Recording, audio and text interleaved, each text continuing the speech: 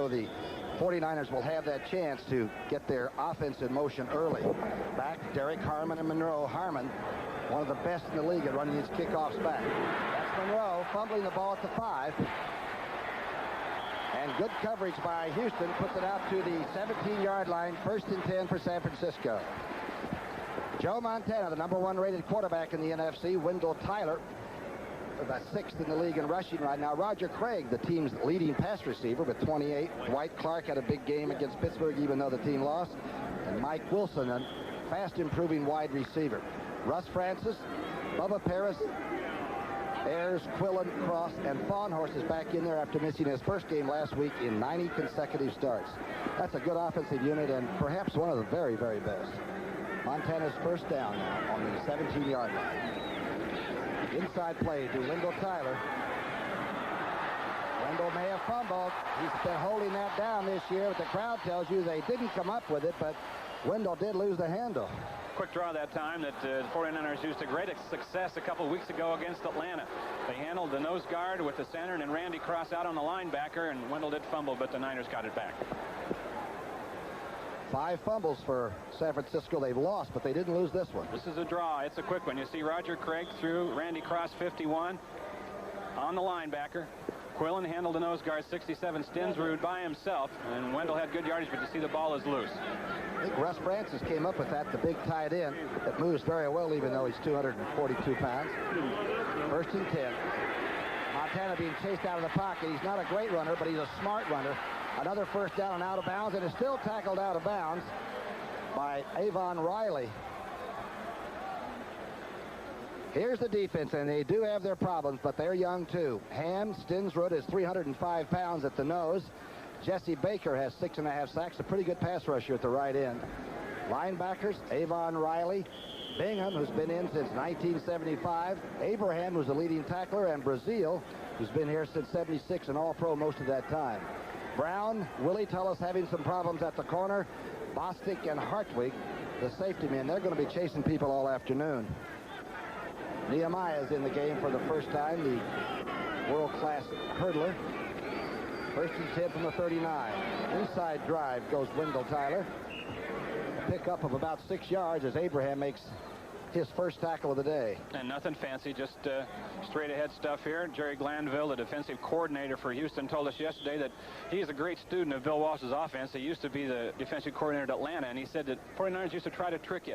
He says they don't have to do that so much anymore. They can just come out and smack you. And they got a pretty good smacker right there in Wendell Tyler. Look at his average yards per carry. Boy, I tell you, Quillen told us that all you have to do is get part of a block, and Wendell's into the hole and makes you look pretty good. You don't have to overpower people. 2nd down and 5 on the 44. The screen developing to the right side. This is number 33, Roger Craig. Pretty close to another first down and just short of midfield as Bingham gets his first tackle. It was a perfect setup for that screen that time for the 49ers because the linebacker over on that side, Avon Riley, number 53, was blitzing. 29th reception for Craig, becoming more valuable all the time, isn't it? Caught 14 in the last 2 weeks, Roger Craig has, and in his entire college career at Nebraska, he caught 12. You can see the matchup. Looks like it could be one-sided, but don't get statistically into this. This could still be a very tough football game with some turnovers.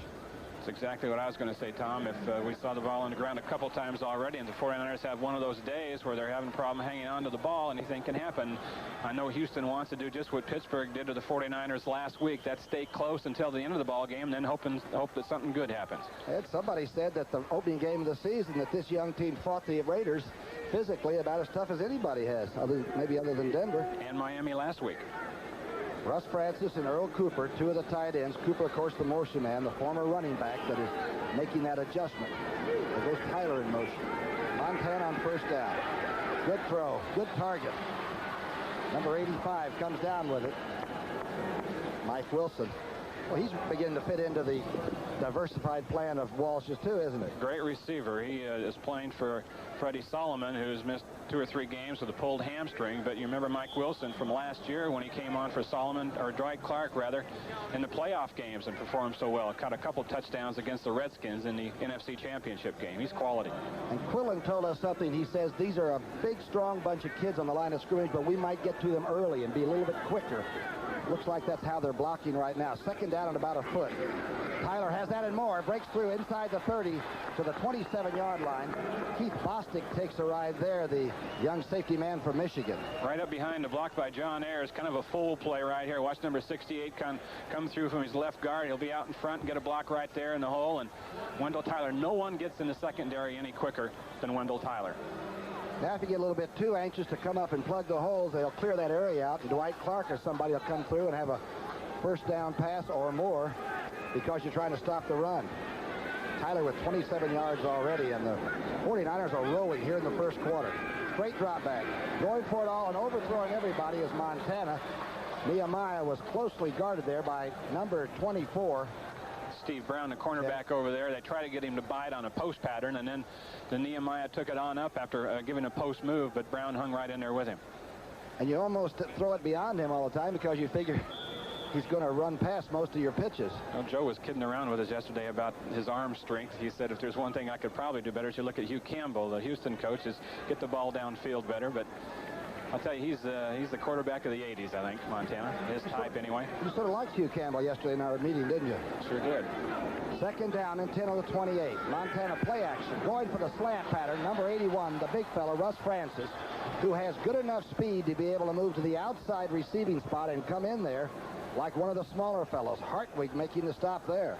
Well, they figured that they move Francis out. Number 36, Hartwig, will be out there with him. And they'll get man-on-man coverage. Let's see if they did. And it looked like they were playing a deep zone, and Montana just dropped it down in front. They felt they could complete some balls in front of that zone today because the Houston plays an extremely deep zone when they play it. 49ers, they won the toss, got a bad kickoff return, and have simply stuffed it right down Houston's throat.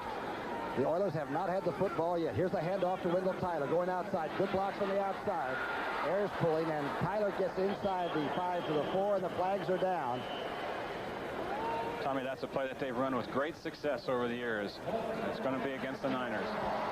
Looks like Cross got out in pretty good shape on the outside, didn't he? All that is the old Green Bay sweep. 49ers just call it 18 Bob. Or 18 Wendell, right?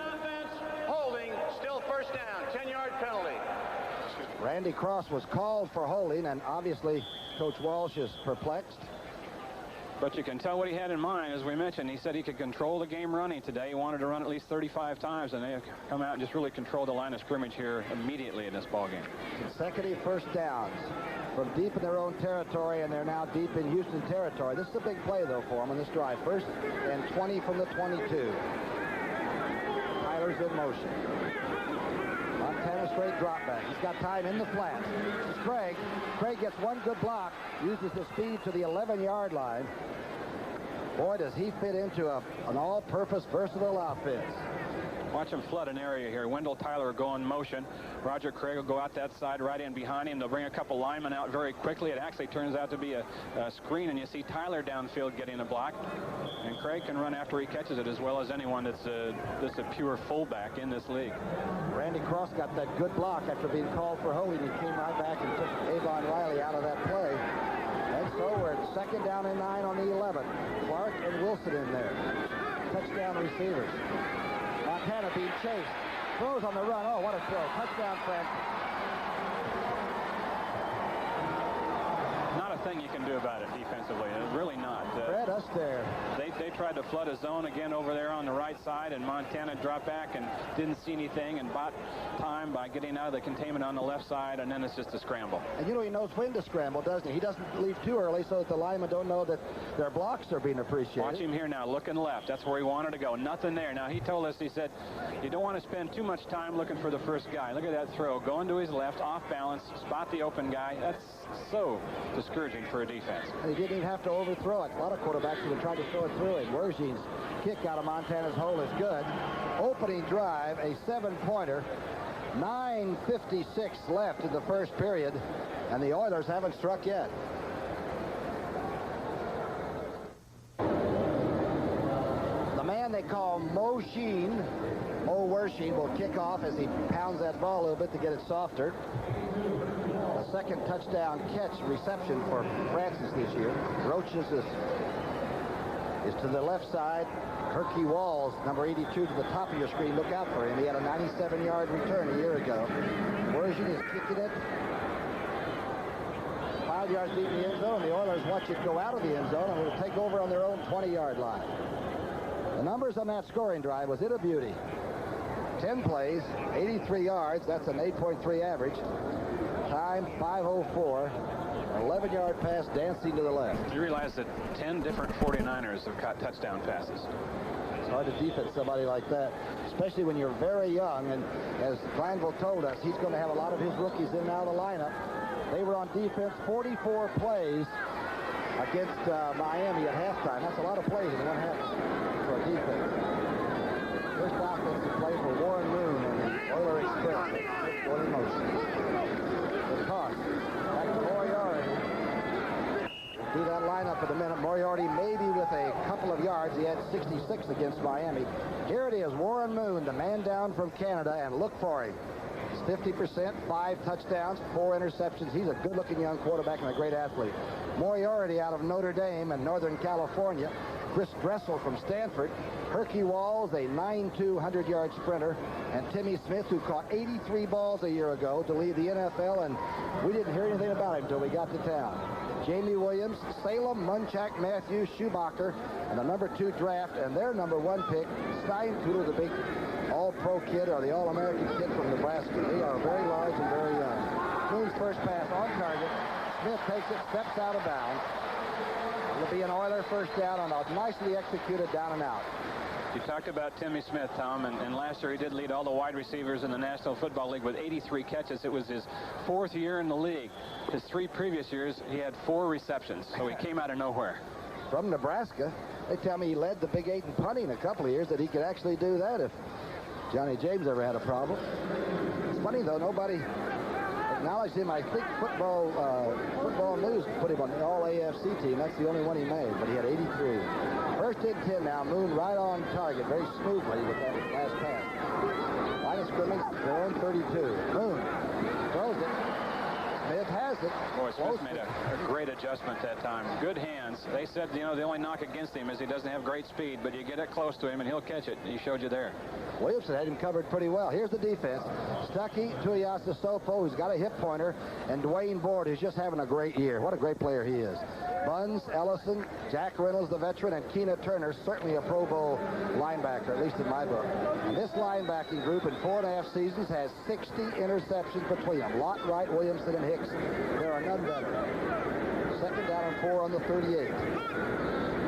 2 complete passes. Dressel comes, gets the trap block that does not open the hole up, and Moriarty gets a headache.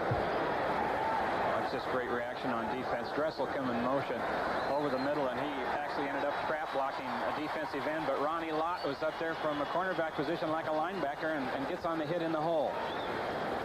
Herky Walls had some problems downfield with Eric White, and the crowd seemed to sense that they were ready to do combat, but I think Herky thought better of it. When you've got that kind of speed, you don't have to fight anybody.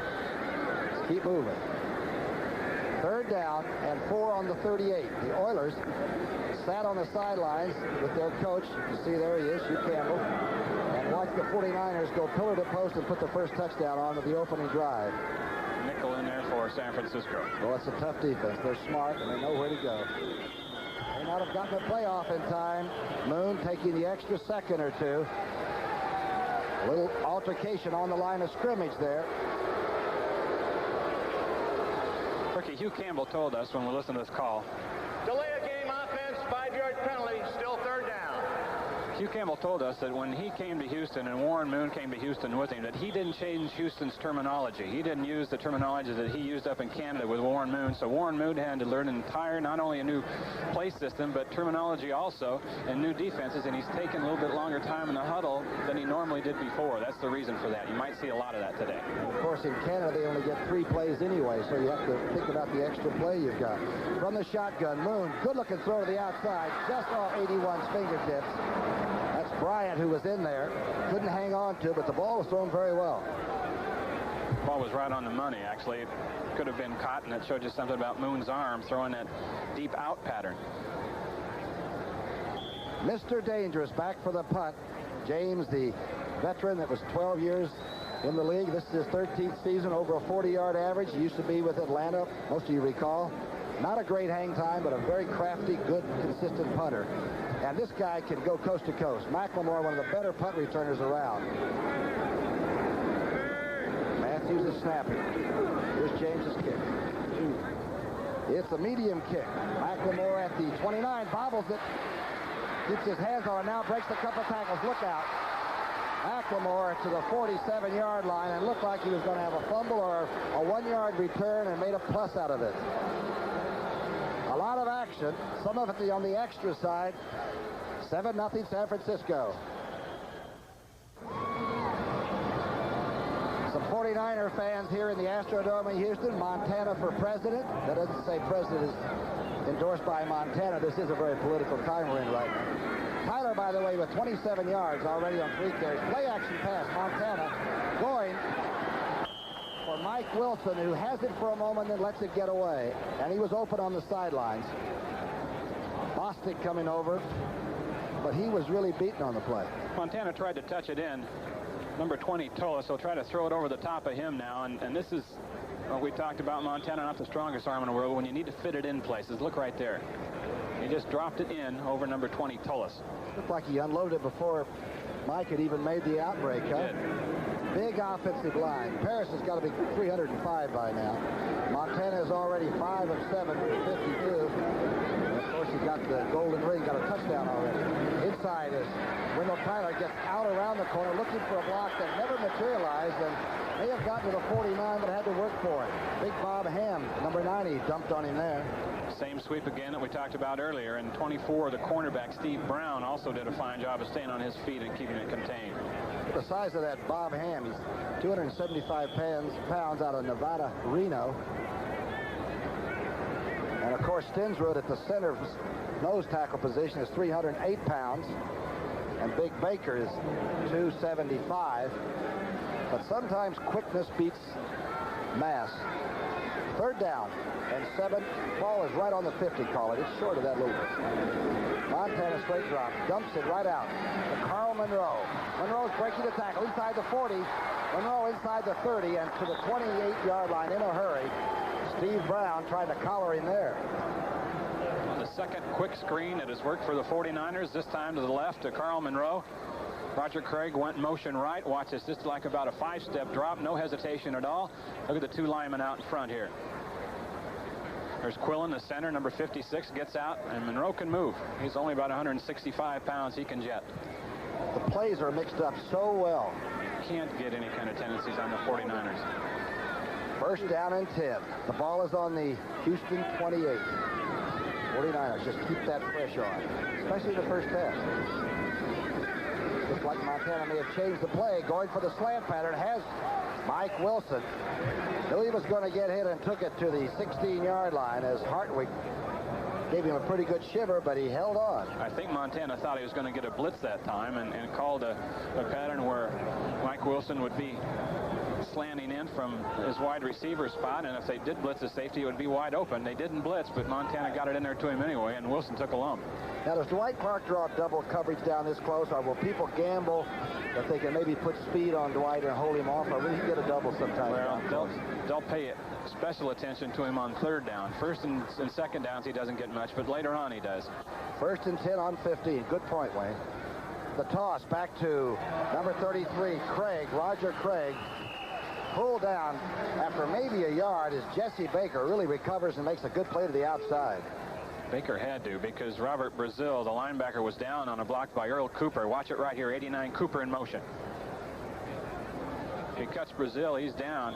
Now that's just pretty good hustle from the inside. People coming out and helping out because the linebacker had lost containment. And speed at 275 pounds. Yeah. Great defensive play. Excellent. Again, we keep telling you they're young, and young people make great plays, and sometimes if you don't have success when you're young, you lose your confidence in the second half of football games, and that's happened before. This team's tough. The toss back to Craig. The Husker gets inside the 10-yard line to about the 8. Sosha making the stop there. It's like Glanville's using a lot of new defensive people, so you'll have some fresh troops around when the 3rd and 4th quarter comes around. It's important for this defense that you're looking at right now on third down here. And you mentioned Dwight Clark. Okay, he's back in the ball game now. So Glanville knows from his years at Atlanta that that's who Montana looks for first, basically, in these situations. We'll see what they do with him out here as he comes out split left. And it looks like right now he's getting single. Smart receiver. It usually has options on his patterns. It's third down and 4 on the 9. Montana going outside, trying for Cooper, who was bounced off, no flag, and there's an Oiler hurt on the 20-yard line. Big Brian Socia is now trying to get up. That is a very hard floor. Wayne Walker, you played down here in the Astrodome. Is that a piece of cement or not? That's a newer one since I played here, and it's a little bit softer than the original one, but it's just only the second one that they've put in this building, and it's got a fairly good padding time, but there's just a ton of seams out there in it. You can see there, Socia, they were near one with him. This man won the Grey Cup 5 years in a row up in Canada, but Frisco leads 7-0 right now. You're looking back there as the doctor talks to Brian Socia. He walked off, the big fella did, under his own power, so he really is just being sort of rested again right now. Wergy tried this field goal. It'll be a 26-yarder. Dead solid, perfect. Had the ball twice. One was a touchdown, and the second a field goal by Mo Sheenman. I think one of the most accurate kickers, particularly from the 40 in, that's ever been in this game. San Francisco 10, Houston nothing in the first.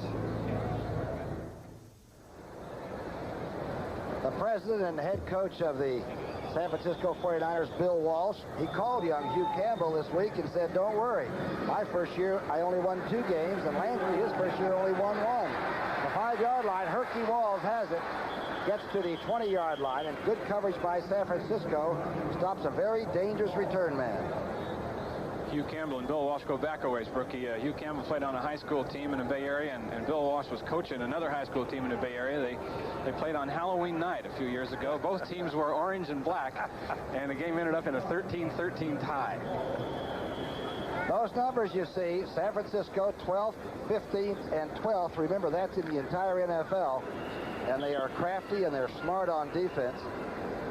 And I think the Oilers are simply young on offense. Those numbers might be deceiving, too. In another year, if perhaps with 2 #1 drafts, the Oilers would decide to go for Mr. Byers at Ohio State or somebody like that, they could turn this around very quickly. That's right. Hugh Campbell said that, we can't be having 11, 12 rookies make our team every year. We can't have every year be a rebuilding year. We've got to go for some impact players. He said that offensive line that we've got now with 1 and 2 draft choices are going to be around when the good people get here. Steinfiller, the big All-American from Nebraska, is playing out of position and doing very well at right tackle this year. 1st and 10 from the 20. Ocean is behind Moon. Warren being rushed. Lance holds onto the ball and takes the sack.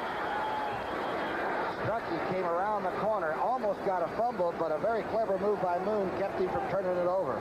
Take a look at, he just lose control himself, or did somebody have a hand in there? Couldn't tell from where we were. Take a look on the replay here. Good job downfield now by the 49ers secondary. No one's open. He wanted to go to his tight end, Dressel, who was covered. I think it just slipped out of his hand right there, and then he came back up with it.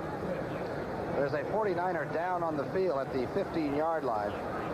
Wayne Ford spinning and coming in there. They'll try to mix up this young offensive line, won't they, with a few games and stunts on the line of scrimmage, this veteran San Francisco defense? They'll do that, and they'll use a lot of people, so they have fresh people in there all the time. It's 10-0 San Francisco.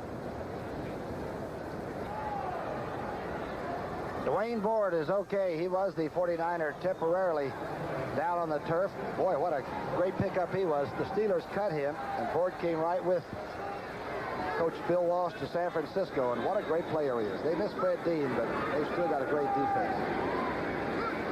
2nd down and 15 on the 15. Moon, sidearms one almost picked off, intended at the 26-yard line.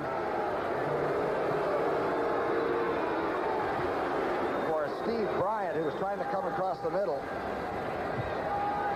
Moon sort of sets his feet down. He throws flat-footed some. He did that time. See, that's the problem we talked about at the top of our telecast, that the fact that Houston has fallen behind early in almost every game, and then they have to go away with what they think they can do and like to do with that young offensive line, knocking people off the ball. They have to go to a passing game, and they're not ready for that right now because they don't have a lot of speed. And you got your defense on the field for 44 plays a half. They can't take that either. Moon under pressure, moves well, throws it out in the flat, gets it to Stan Edwards. Edwards puts his head down, gets to the 27-yard line, and it's going to be short of the first. Ronnie Lott met the big running back there. Good play by Moon to get it out there. Edwards goes 215 out of Michigan, and Lott met him head-to-head. And we told you the comparisons between Moon and Montana. Watch it right here. He makes something happen out of nothing. Can't find anything. Moves around, buys some time, and throws on the run. Looks like the guy in red. Ronnie Lott gets around the ball a lot. That just seems to like contact. He says he could almost have played back with you and I played. He likes that kind of effort, I guess. Fourth down punt now. 4th and 3. It's James back to kick it. And McLemore, who had a real good return to trigger that last drive, ready at about his own 30. This is a tremendous punt by James. McLemore driven back to the 24. At the 30. The 40 and pulled down from behind at the 43-yard line by Donaldson, and it's a good thing. McLemore must be one of those guys, Brookie, that just can see the entire field. He always makes the first guy miss him. He's got great vision. Don't forget, next week on CBS Sports, a big NFL doubleheader. It all starts with the NFL Today at 12:30 Eastern Time, 9:30 Pacific Time. For the first game, most of you will see Atlanta and Pittsburgh. And you Steeler fans in Pittsburgh, don't forget, get there early. The kickoff has been moved up to 1 o'clock instead of 4 o'clock. Those of you in Florida will see Tampa Bay and Kansas City, and those of you in Indianapolis will see the Vikings and the Bears. The second game, by the way, you'll see the Redskins and the Giants on CBS. Wendell Tyler advancing as the flag is dropped.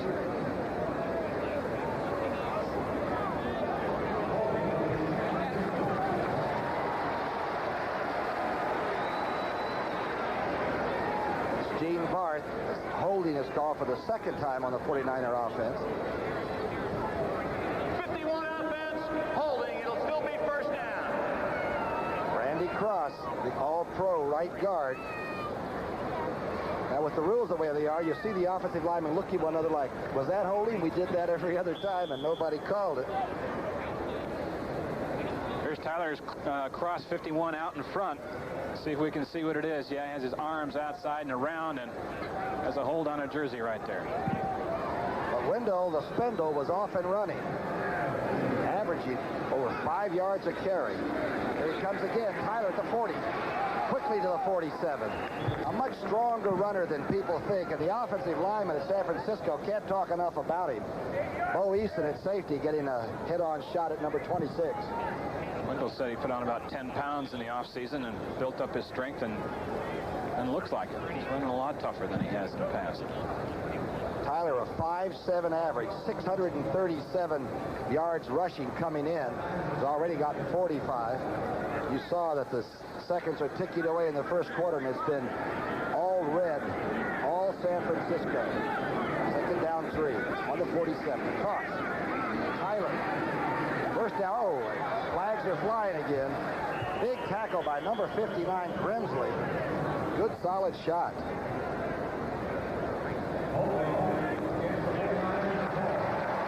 That's 3.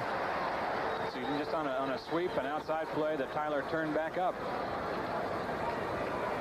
Bill Walsh was rather adamant a couple of... Offense, holding. Still be second down after the penalty. Bubba Paris was detected. He was rather adamant, though, a few weeks ago about perhaps the officials controlling the game and changing it rather than just monitoring it. Yeah, I think that especially in the last couple of minutes of ball games, it was interesting when Keith Fahnhorst told us, too, a couple of weeks ago that 49ers don't make a big deal about penalties, you know. Nobody gets on you too much when you get one. Not when you're 6-1, that's for sure. Second down at 13. The ball's on the 37. Straight drop, 3-step. Montana going and missing. Nehemiah intercepted at the 35-yard line by Steve Brown. Reversing his field, Brown gets inside the San Francisco 40, tackled by Earl Cooper.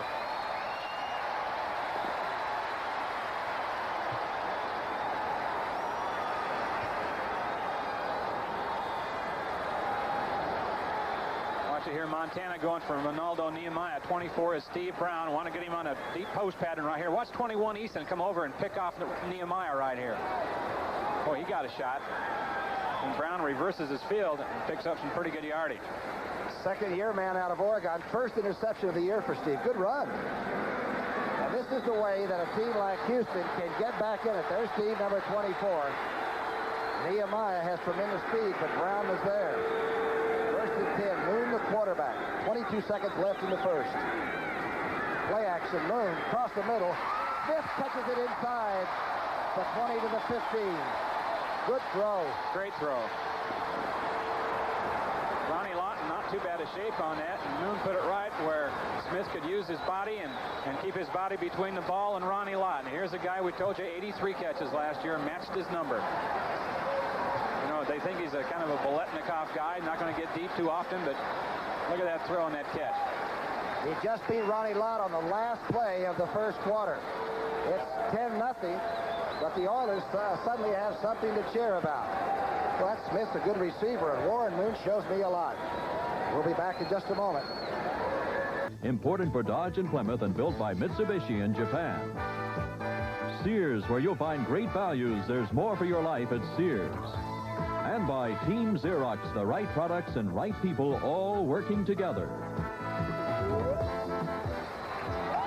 Tom Brookshire and Wayne Walker at the Astrodome in Houston. It's 49ers 10-0 over Houston after a quarter. But Moon is 4 of 6 for 51. And they got it deep into San Francisco territory at the 14. There's that. Russell comes to the outside in motion. Moon screening to the left side. Moriarty at the 50. Moriarty pretty close. Let's see. Out at the 1-yard line. Moriarty, the Notre Dame fullback, who is starting in place of Earl Campbell. Boy, a good-looking screen. Moon held it extremely well. The longer you hold it, the better it is in most instances. Moriarty out now with Munchak in front of him, 63. Matthews, the center, 74. And that's just a great hit right there by Eric Wright to get Moriarty out of bounds before he's in the end zone. Remember, Moriarty told us he was, what, 170 pounds in high school? Yeah. Where? Northern California. Santa Barbara, right? Down by North L.A. Now he's 240. First and goal from the 1. Short yardage. Moriarty, touchdown.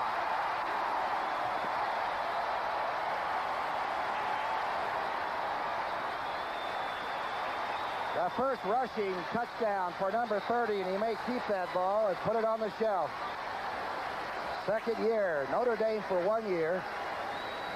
Junior college for a year. Yeah, and how about the pressure on this young man, number 30? Just his second year in the league, and he replaced the legend down here. You know, probably the best player that this organization ever had, Earl Campbell, was traded to New Orleans before the Miami game last week, and Moriarty's got the last 2 starts. At 66 yards against Miami. He carried that screen down there pretty close well, too. Kip's extra point is good. The crowd, which is almost 50,000, which is maximum, cheers a lot. It's 10-7 San Francisco.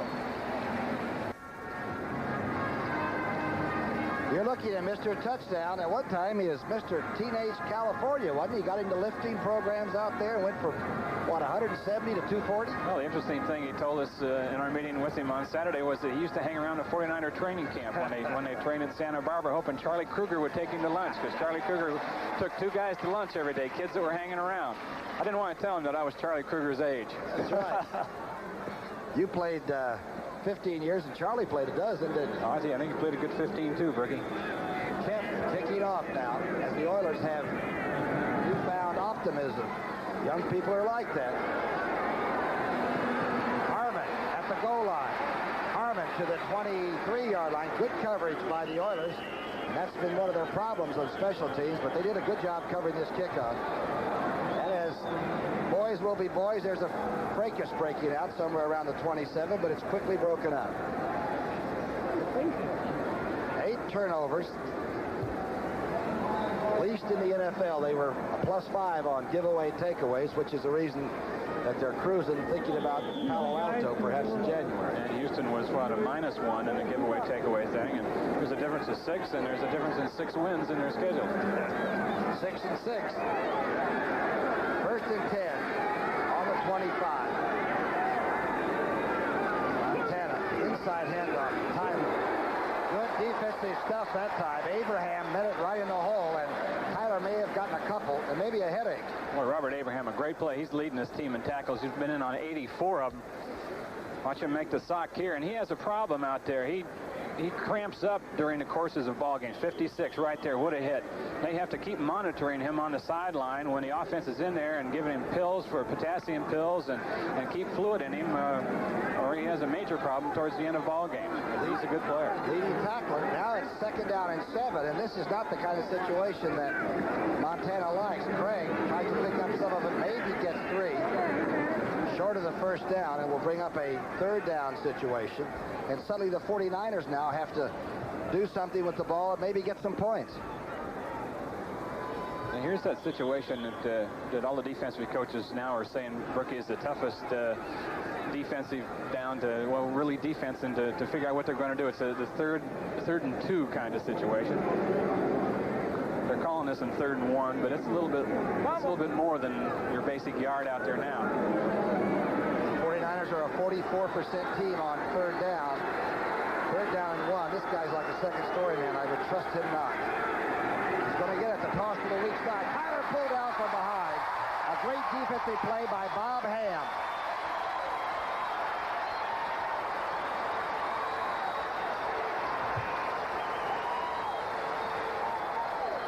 Made a good play, and the safety was up there immediately too. And there you see it. Good block by Craig, but Hamke slipped in behind it. Here is Runninger's first punt for San Francisco, a low one. This might be run back. Carl Roaches at the 15. Roaches nailed at the 21. But Houston suddenly back in the football game. They are 0-7. Once in a while, teams that are 0-7 come out and suddenly they say, my gosh, we can win this thing. It's 10-7. Hugh Campbell. January, he was made coach by Bud Adams, and I had to give Mr. Adams a lot of credit. He was a USFL coach in Los Angeles, and to bring the young man in, I thought took a lot of nerve, but I think he's a good coach, and Adams should be congratulated on it. They got a good young team. 1st and 10 on the 22. Warren Moon, Moriarty, maybe a couple. That defense for San Francisco is so quick. The offensive line is so big. And so young. Take a look at this right here and those draft choices. 3 first-round draft choices in that. They're going to move Matthews over to right guard here shortly because they just picked up Jim Romano from the Oakland Raiders, who was a number 2 draft choice. So Campbell said if we can get the impact people now to go with these guys who are going to be around perhaps for the next 10 or 12 years, we're going to be solid. That's their foundation right there that you're looking at. You see why they were all drafted high. And Steinkuhler, the big All-American, is the smallest one at about 280 of the whole group. Right. The rest of them are like condominium units. Action. Pass action. Warren Moon with a lot of time. Finds the receiver at the 42. A great catch by Herky Walls. What a catch by number 82, and a good throw by Warren. I was just going to talk about the throw. That ball got there so quickly when he set up and delivered. Watch this right here. Going to Walls all the way across the middle, and I'll tell you, he zinged it. Walls made an adjustment and made a good catch down there. Threw it right over Danny Buns. He had to see the linebacker and just arched it right over him. What a throw by Warren Moon. He won 5 Grey Cups for Hugh Campbell in Canada. Now, this field's a little bit more narrow, and he's got to get used to that. He's a good player. 1st and 10 on the 43 for Houston. Wrestles in motion, settles into block. Across the middle. At the 45-yard line, Williams takes it to the 41, and boy, the Oilers are rolling. Jamie Williams is a great story right there. He was a number 3 draft choice in 1983 by the New York Giants. He was cut. The Cardinals picked him up. They had to cut him, but Jim Hanifin, the Cardinal coach, told him, Jamie, don't quit. You can play in this league. He said, I have to cut you right now because it's a number situation. I need some help in another position, but don't quit. You can play. He went to Tampa Bay, didn't even really get a tryout there, and came here and he started. And he is the Moose. A young McCluskey behind him is a 240-pounder, but they are all young and they're learning. Hey, they're learning as they make successful things work. 82 on the reverse, Herky Walls. Didn't fool anybody in that San Francisco defense. You very seldom can work that kind of trick play, the reverse or bootleg against the 49ers, because of their quickness and the fact that they're really sound fundamentally. They always have a couple people staying at home and in the right location. They might have thought being man-to-man that Lott might have chased out of there and there would be an opening there, but actually the play loses a yard. And Bill Walsh knows that people run their little receivers over in Lott's area very often. They might be getting taped up. It's the kind of game right now it's turning into that Bill Walsh was concerned about. He said if you give a team like this any indication that they can stay in the ball game with you, it makes for a long afternoon. Moon came in at 50%. That only 4 interceptions. Keep that in mind on 0-17. That's incredible. Second down, color 11 from the 41. Moon on the out pattern. Herky Walls tries to catch it. Let's see if he holds on or not. Well, I don't think so. I think Eric Wright Wright drilled him, didn't he? Brought him off it. One of the best one-on-one cover men you'll find in the league right there, 21, Eric Wright. Hurt a little bit as the breath was perhaps knocked out of him. Herky Walls must have jumped up 12 feet in the air. It's a little guy right here. Now, Walls is not all that big. He's only about 5'8", but he can run about a 9-300 for you. Watch Eric Wright close now while this ball's in the air. Make the contact right there. Bring him off it. Down they go, and they both took a pretty good thump.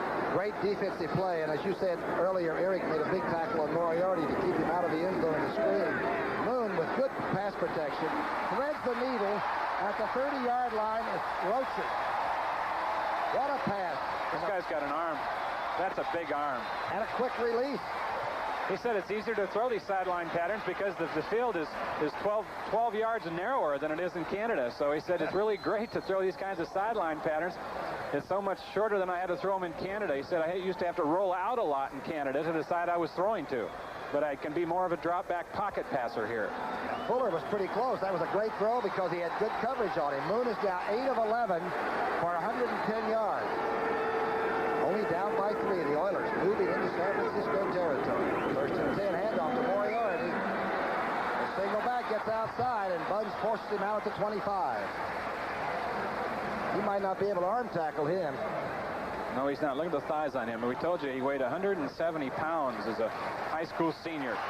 2 years later, when he went to Notre Dame, he was 240 pounds. I said, what'd you do? He said, nothing. I just matured. I said, I didn't shave until I was 21. Just a late mature. That's a lot of beef and potatoes. He was a 170-pound nose tackle in high school. Didn't even play running back till he was in junior college. Quite a success story if he could replace Earl Campbell in the minds of the people. Second down and 5 on the 24. Quick drop by Moon. Outside. 82 is Herky Walls. Eric Wright was back in there and had to give him a little room because of the speed. Well, Warren Moon's doing a pretty good job of looking people off, too. You know, Hugh Campbell said even though Warren's played a long time up in Canada, he hasn't seen any of these NFL defenses. He's not familiar with their personnel, so he has to do a double study. It's not like this is the 3rd or 4th time he's played against the 49ers. This is the very first time that he's seen them. And he said that set him back a little. He's a little bit probably just a little bit more than a rookie. He's not a raw rookie, maybe just a little bit more than a rookie. No, he's a good one. Remember, he took Michigan apart and was the MVP of the Rose Bowl for Washington, and then he went north, and we sort of lost him for some reason for 6 seasons, but he's back. He even signed up there actually before the NFL draft. Mr. Barth, the official. Still put 3 seconds back on the clock, please. Should be 9:14. Well, he said please. Yeah, 3 seconds. I didn't have any idea we were that accurate in this league. There you can see the clock on the side of this indoor structure. 65 is when this baby came into view. The first one in the world for indoor sports. $31 million. Sounded like a lot of money then. Quite an investment now. First and 10 on the San Francisco 18. Who's driving the play? Dressel in motion. Screen out to Dressel, and it's spiked by Moriarty, who said, wait a minute, that was mine.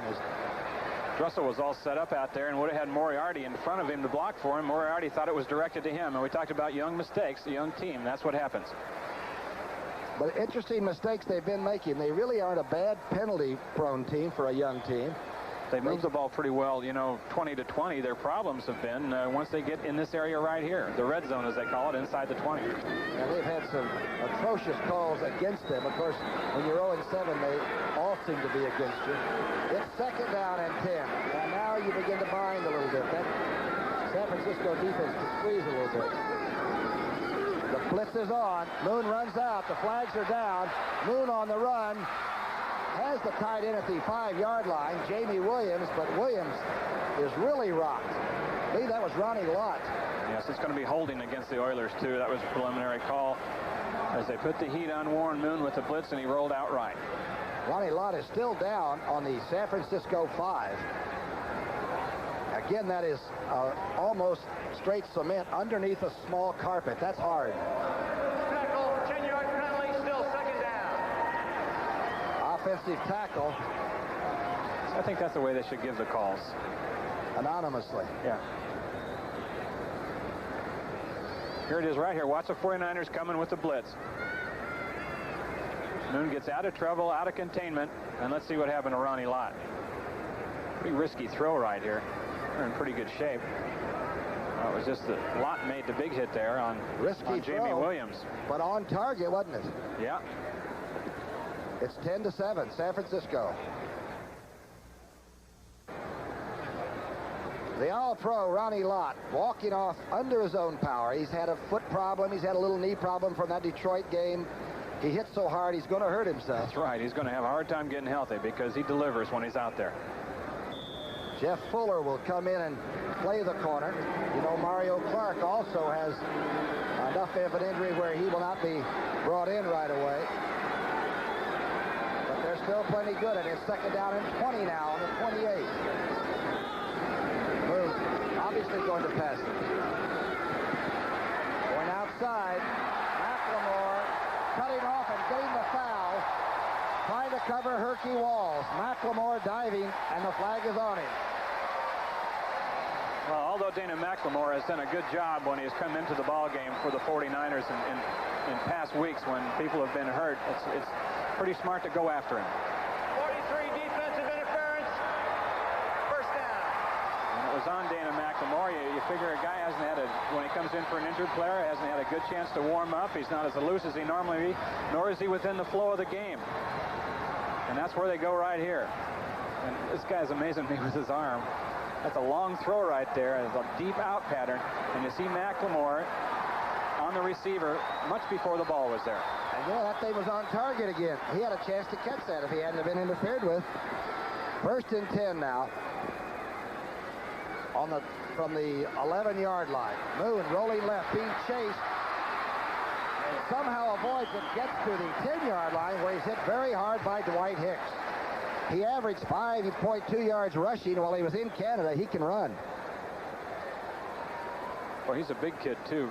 Ricky, when I did that interview with him for the NFL Today before our telecast, I'm down there and looking up to him. Ricky Ellison on a blitz right here, coming full speed, and Moon just puts on an afterburner right there, as with Dwight Hicks.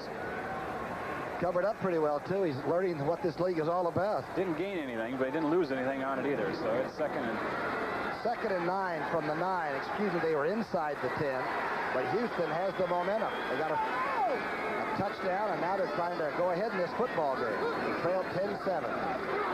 Moon back trying to screen. Now looking for his other options. Moon now is going to run with it. Line of scrimmage. The 10-yard line where Ricky Ellison buries the quarterback.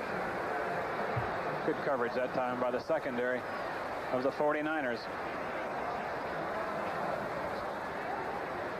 Ricky Ellison has turned out to be some voracious linebacker. He just looks like he wants to eat people up. He's got the LBIs, doesn't he? He points for Sunday, I'll tell you what. He loves to play. Just got the word on Ronnie Lott that he has a slight concussion and probably will return to this ballgame. Large play with 7:52 left to go before halftime and trailing by 3. Moon is in the shotgun on 3rd and 10 from the 10. Moon trying for and finding a receiver. McLemore battles the receiver for it. May have intercepted it. It's an interception by McLemore. Let's see who the receiver was. It might have been Herky Walls again. Well, Dana McLemore, after they tested him once, came back and responded with an excellent play right here. Takes a lot of nerve to go back-to-back and come back and make the INT on a tough play like that. Well, Moon hasn't thrown many interceptions, but Dana McLemore made a good play. That's number 5 for Moon. The 49ers hold. There's 7:37 left before half. It's 10-7. Dana McLemore's first interception. We have 9 different 49ers that have made 12 interceptions. Boy, that is squad strength. Montana from inside the 5 goes for play action. Going all the way for it. Trying for number 83, Nehemiah, who once ran the 50-yard hurdles in 5.8. That's a good 50 without the hurdles. Willie Tullis, pretty nice job staying with him, too, deep downfield. Play action right here. Montana looking for Nehemiah all the way. I bet you Joe would never guess that he could overthrow Nehemiah, but he did, and took a lump. You asked Joe about how strong his arm was yesterday when he was talking, and he gets that very nice quarterback grin on his face. What did he say? Well, he just knows that he can't throw it down there with Dan Marino, but he can throw the other stuff with anybody. I'd say he can. Here's Wendell Tyler, who has been stopped a little bit after having great success in that first quarter. Out over to the 7-yard line. Other scores, St. Louis rallying to beat the Redskins 26-24. Biggest win for them in years right there. Oh, I'd say. Philadelphia 24-10 over the Giants. And the opening loss that Philadelphia had at New York hurt Marion Campbell's program probably as much as any. Detroit coming all the way back from a 14-0 deficit and winning 16-14. Good football, huh? Seattle 30, Green Bay 24. Less than a touchdown decision. Well, that's good football. All starts with the NFL Today with us. This is CBS. Third down and 4 from the 9. Montana, first down. Mike Wilson at the 22-yard line. He's a lot bigger than he looks. Wilson looks like he's probably 6 foot tall, but he's larger and has a good-sized back. About the same size as Dwight Clark, and that's about 6'4", about 215 pounds, and he got banged pretty hard there as he caught that one by Jeff Donaldson. Montana not afraid to throw from the end zone or from anywhere. Other scores, Denver 37-7. Broncos roll on. I saw Denver in the preseason, and I didn't think they'd be anywhere near what they are. Reese told me he had doubts about it too last week. First and 10. Handoff to Wendell Tyler. The slow developing play. The Oilers are right there at the 27. Abraham again.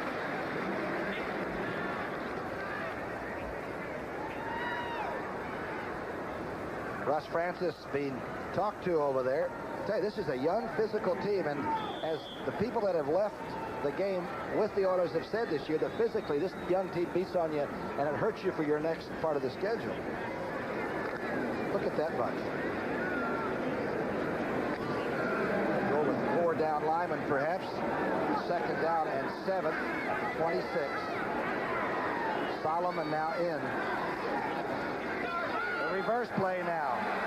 Earl Cooper, the motion man coming out. Good reaction by the Houston defense, and he's short of the first down. Joyner chased him down from behind, number 57. So Solomon in there too for the first time since he pulled that hamstring, trying to get a block here for Earl Cooper. Here comes Ayers, 68. Cooper is 89. It looks pretty good, but good hustle by the white shirts.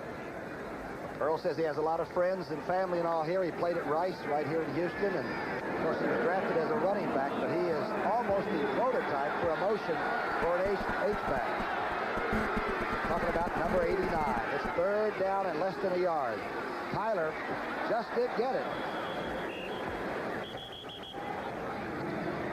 Not much room in there. Stensrud plugging it up. 4:26. Almost 4.5 minutes.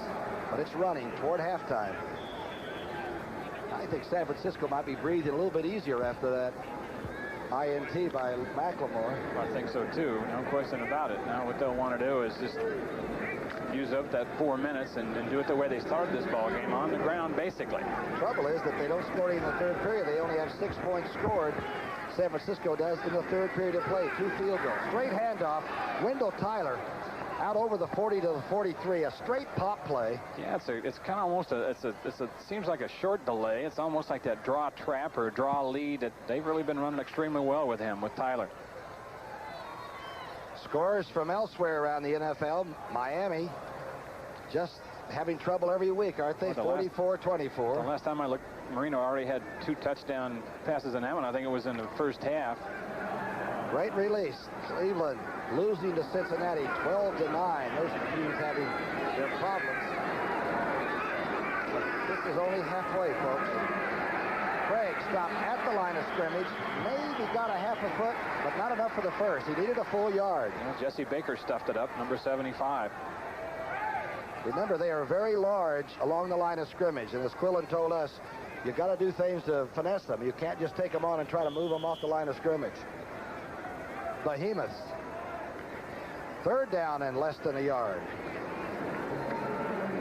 And they haven't lost their pizzazz. Their practice field had a lot of, laughing and some good concentration, but they look like a team that maybe had won 7. 3rd down conversion numbers. Montana takes it himself and keeps it. Remember, San Francisco with only 2 field goals after halftime. What would explain that, Wayne? I don't know. That's just one of those stats where a guy that has 100 RBIs, one year he hits 200 with people on base the next. I always feel that's last week's stat, that it really doesn't mean anything this week. Joe Montana. Drafted and played second team behind the Berg for a while, but Bill Walsh knew all along that was the quarterback, the Notre Dame man. Monroe and Craig in there. Solomon in motion. Out in the front, Craig. Craig just into Houston territory to the 49, gets out of bounds, stops the clock, and I'll tell you, don't think that San Francisco isn't a clever bunch of football players. That's a smart play, Brookie. That's just a long handoff in their scheme of things. Montana says take the 5 and 6 yards, and then 2nd down always looks better to you, and it does now.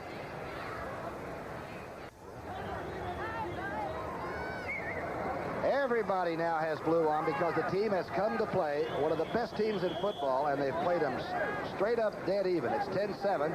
They still trail by 3, but Moon and company have moved the football, and I sense a pretty happy feeling about this young team, and I don't believe people are as impatient as a lot of people would lead you to believe.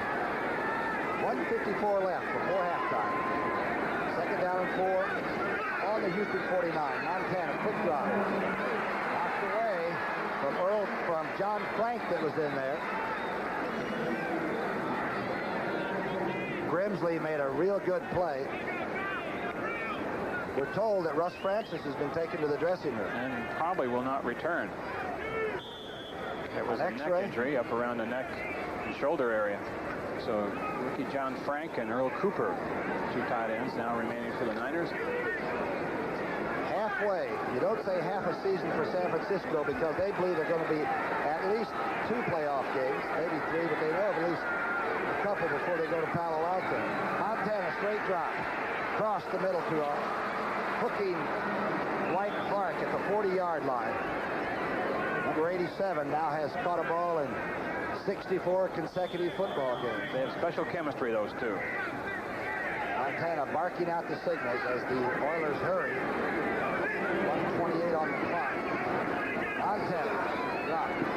Quick outside to Cooper. Cooper inside the 40. Good job by Avon Riley. He locked him up like a big octopus out there in the flat. That's a tough job. They got some tough-looking linebackers. I saw Brazil, and he might be one of the physical specimens of all time. I thought so, too. And Avon Riley thinks he's just about as tough, and he's younger. It's 10-7 San Francisco.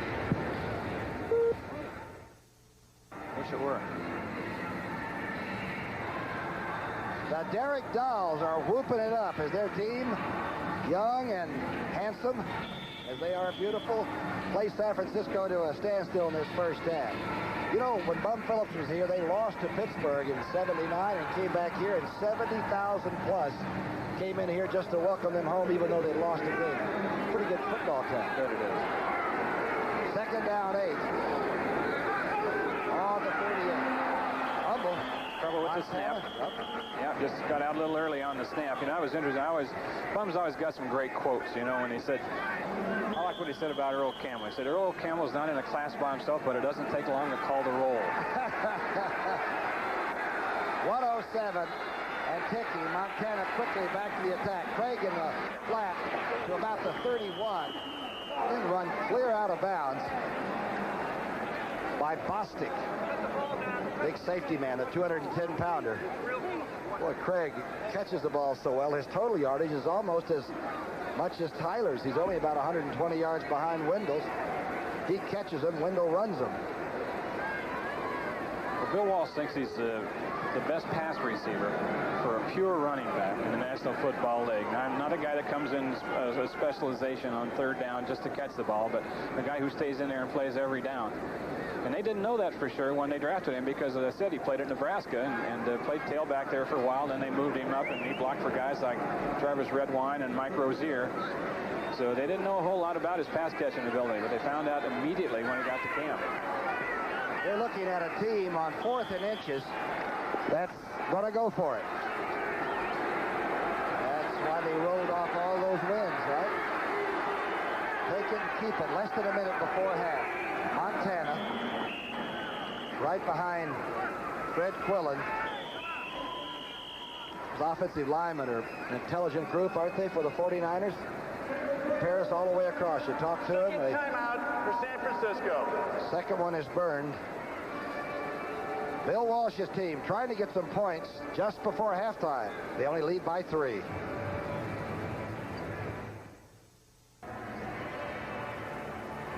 Mike Wilson, the young receiver from Washington State, he's got that right knee wrapped up with some ice on it, going in to perhaps return to action, but I have a feeling he might not have to come back if points are available. Wilson had 3 catches.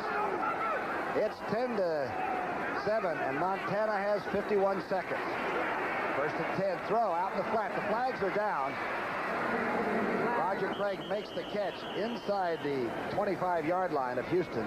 Well, that play is just absolutely becoming a staple of the San Francisco offense, where Craig checks for a blitz or immediately heads for the flat, and if Montana can't find anything downfield, he gets it to him. Illegal procedure. It looked like somebody shifted up and put too many people on the line of scrimmage.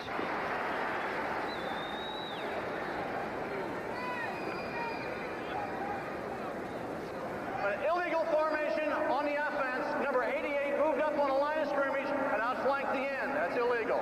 Still 1st down. It's a good idea, but it is illegal. That is the 5th penalty for San Francisco in the first half. Well, that was Freddie Solomon. Now, he can be outside the end, but the end's got to drop back.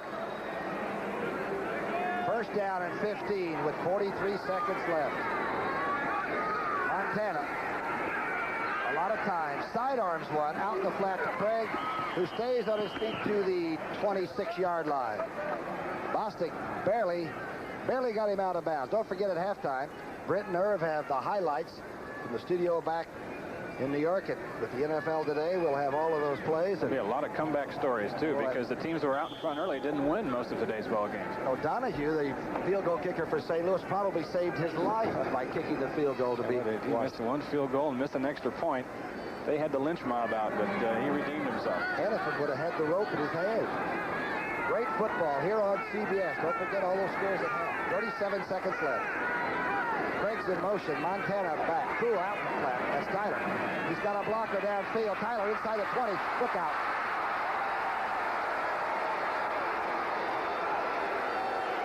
Once he got to the 20-yard line, it was over. Didn't look like it was going to be all that good. I'll tell you, Wendell Tyler showed the spurt that he gets once he gets in the open. Second touchdown reception. Well, the man that Dick Vermeil said helped him win the Rose Bowl when they beat Ohio State at UCLA. Well, you know, people maintain that if John Robinson had to do it all over again, as you watch Wendell Tyler score this touchdown for the 49ers and get a block right there from John Ayers, it's a screen, is that John Robinson wouldn't trade Wendell Tyler to the 49ers. They feel that Bill Walsh kind of took advantage of a rookie coach at the time, and if Robinson had to do it over again, he'd trade somewhere else. Well, Robinson's very pragmatic. That's quite a statement. Wersching's extra point is good. And as we said, with just a few seconds, or at least a couple of minutes on the clock, the 49ers are still dangerous. for what was a close game suddenly with an interception at one end. You go down and get a touch at the other. Right, as you keep looking at Wendell. Now, the reason that John Robinson traded him is, of course, because he got Eric Dickerson, and he runs a one-back offense and didn't want a guy like Wendell Tyler, sitting around on the bench behind him. So instead of moving him to somewhere like Tampa Bay or another division, trade him to San Francisco. And as I said, they don't think he'd do that again. Don't forget, next Sunday, the CBS doubleheader day. It all starts with Brent and Irv and everybody, Jimmy the Greek and Phyllis back with the NFL Today. Then Atlanta versus Pittsburgh. And don't forget, you Pittsburgh fans, get there early. Don't miss the ball game. It's been moved up to 1 o'clock instead of 4 o'clock. So you Pittsburgh fans, get there at 1. Don't wait till 4. Those of you in Florida will see Tampa Bay at Kansas City. Indianapolis, victorious today. The Colts you'll see the Vikings against the Bears. In the second game, most of you will see the 49ers and the Rams, or you'll see the Redskins take on the New York Giants. A big doubleheader day as we go by the halfway part of the season. Rams game will loom rather large for next week, but the 49ers are not thinking about Anaheim, not right now. Where's he kicking off? Ooh, this is a deep kick. The ball doesn't carry that well inside the dome either. This is 8 yards deep in the end zone. And Herky Walls touches it down. Of course, like any other kicker, loves to kick indoors. No elements to battle. You're always on artificial turf. The ball's sitting up pretty good for you. Just makes you feel like you can kick it further when you're in Zora. Before Walsh signed him, though, he'd gone to be a CPA, hadn't he? He was going through people's books and things and decided to retire from football after his San Diego experience. Well, seems like kickers are the vagabonds of the National Football League. They're almost like baseball managers. They pop up anywhere. He's pretty good. I hope he works on my books. I may give him my 4 last year. Offsides perhaps on San Francisco as Moon dumps it out to Moriarty. And number 30 gets over the 25, but the flag was down very early. Let's see if this has taken a lot of steam out of a young football club. Let's see if Houston suddenly says, uh-oh, we're down suddenly by 10.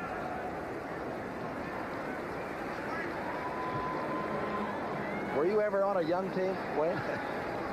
No, I really wasn't. Detroit was always a rather veteran group. Yeah, there were a lot of grizzled guys when I first got there. The Bobby Lanes and Nutt group. Defense 97 offside, penalty refused, second down. Big Hands Johnson offsides. You can follow that. Boy, he likes it here too. Big Hands Johnson likes playing with the 49ers. Sure what he said about where they travel, the DC-10s, instead of those, he thought they looked like fighter planes they were flying in San Diego. Those big guys can't get in those little seats. No, he doesn't fit in a normal seat. Treat them like people, he said. Moon back on second down, dumps it to Moriarty, has a first down to the 35. Tina Turner getting his first call of the day. 14 seconds left before half. He can just about do it all. There's the guy that can play for the next 8 or 10 years. Tina Turner. All over the field, and he does it, week after week. He's one of the few players in the league that can stay in and play every down now in this era of specialization. And I really think that playing the pass, closing on the ball while it's in the air, he does that better than any linebacker in the league. And the new baby now is probably getting nights and days together, so he's probably getting a little bit of sleep at home, huh? Sheena Turner, just born early in the season to the great linebacker. Don't forget, next Saturday on CBS Sports, college football. Many of you will see the 8th-ranked Ohio State Buckeyes with that fellow we talked about, the Heisman and Maxwell candidate Keith Byers. May end up in a Houston uniform. They'll take on Wisconsin in the Big Ten action. And those of you out west will see Arizona State play host to the Pac-10 rival UCLA. Next Saturday, 12 o'clock Eastern Time, 11 o'clock Central, and 3 o'clock Pacific, right here on CBS Sports. Mike White, the Illinois coach, saw Byers at close-up last week. Of course, he coached Chuck Muncie when he was at Cal, and he said Byers is in that class. Really is, huh? He's the big single back, but Moriarty seems to be fitting the bill right now for this team. He hasn't had many carries in his career, and he's learning more every day. Moon back with 12 seconds left. No pressure, and time hits his intended receiver, Herky Wall, who knew he was going to take a shot at the San Francisco 34. They get to 36. He's got it marked there. What are they going to call it? Now they're going to go back. No pressure on Moon. You expect to be a prevent defense that time by San Francisco. Here it is, plenty of time. He can plant and really throw it, and does. Gets it in pretty good shape.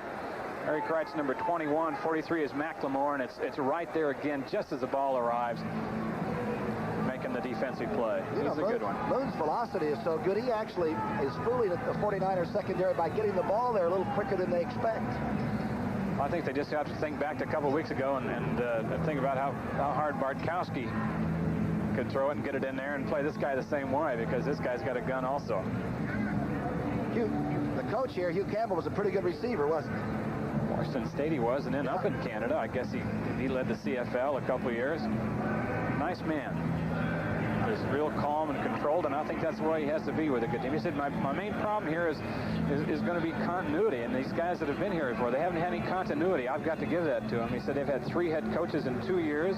They've had 4 quarterbacks in the last 20 games. So he said, we just got to start out and get basic and be consistent, get some continuity, and build on that. Interesting how he and Moon knew the system they'd like to put in, but they didn't do that. They put in the system the players would be able to use, that he and Moon have had to make the adjustment. And well said. He is a bright young coach. He doesn't seem to be so intense that he can't enjoy victory or appreciate defeat. 5 seconds left. A 17-7 San Francisco lead now. And they are prevent. They are stretching all the way back to the San Francisco 35. Moon being chased, gets away. Smart player. Now he's going to run with it. Has a convoy to the 40, and is tackled at the 40-yard line and ran like a halfback. He was wanting it all. He knew that if he got out of bounds, half would be over. Well, he was trying to get it all. And the Love You Blue flags come up here at the Astrodome. A 25-yard scamper by the Canadian quarterback. He's a good one. San Francisco 17, Houston 7 at half.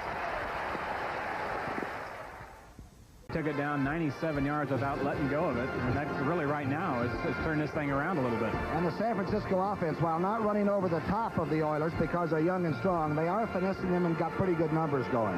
Well, look at the 37 yards rushing by Houston right there, and 25 of them came on Warren Moon's run right there at the end.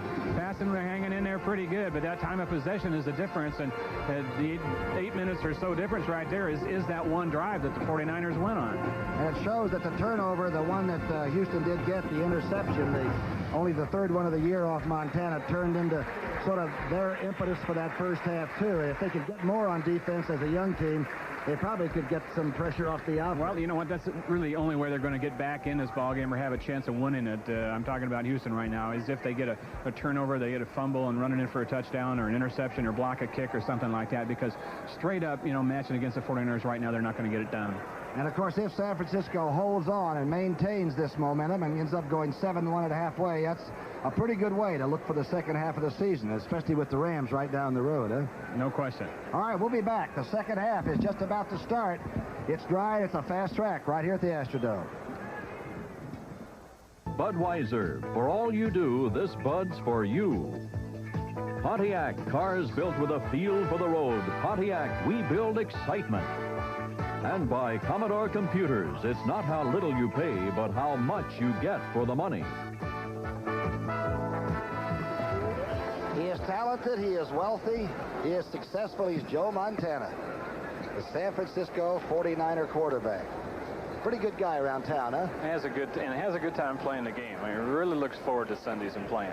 Great competitor. He'll compete with you in anything. The best numbers of any quarterback. And boy, today, when you look downfield and get a read and go outside, nobody does that as well as Joe Montana, hitting the backs.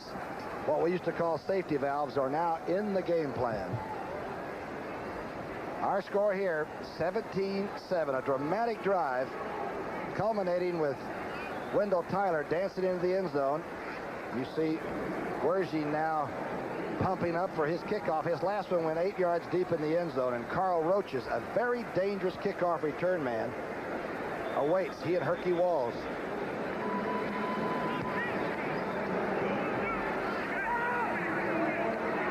Herky Walls at the 1. Herky pulled down at the 20-yard line. Good play by number 52, Blanchard Montgomery. Tom, what Houston has to do now, as we look at their head coach, Hugh Campbell, is just, not totally drop their game plan.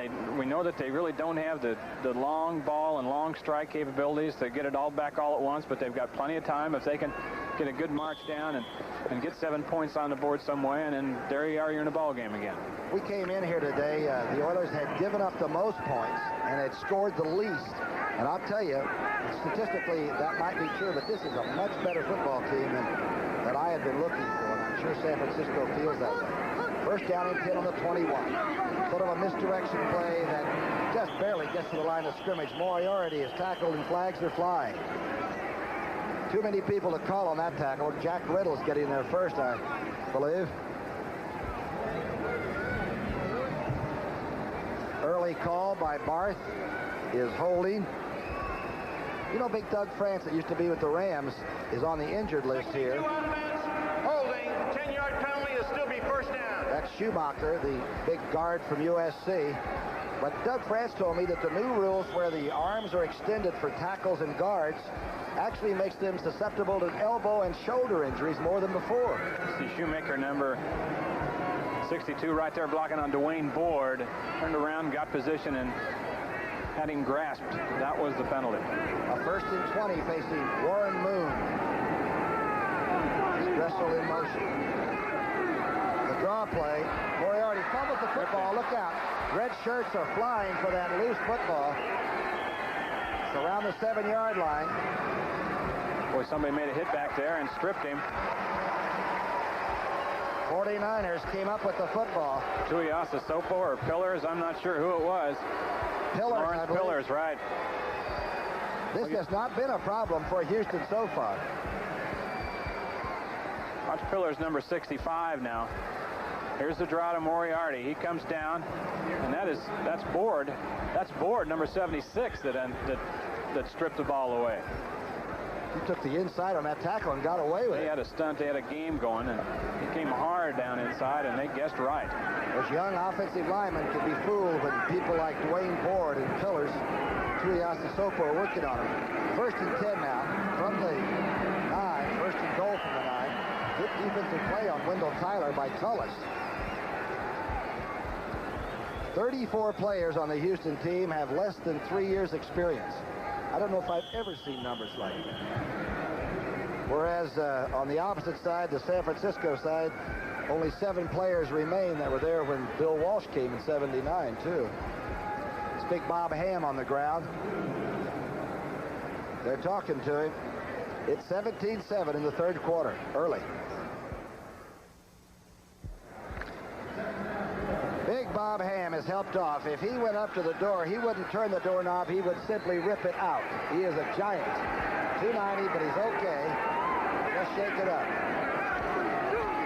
Montana dumps it. John Frank. Well, I bet he's happy to be getting some work today inside the 5-yard line. Wayne, during commercial, you said this could be a hole that Houston can't get out of. Suddenly that defensive team has come up with a turnover for the offense.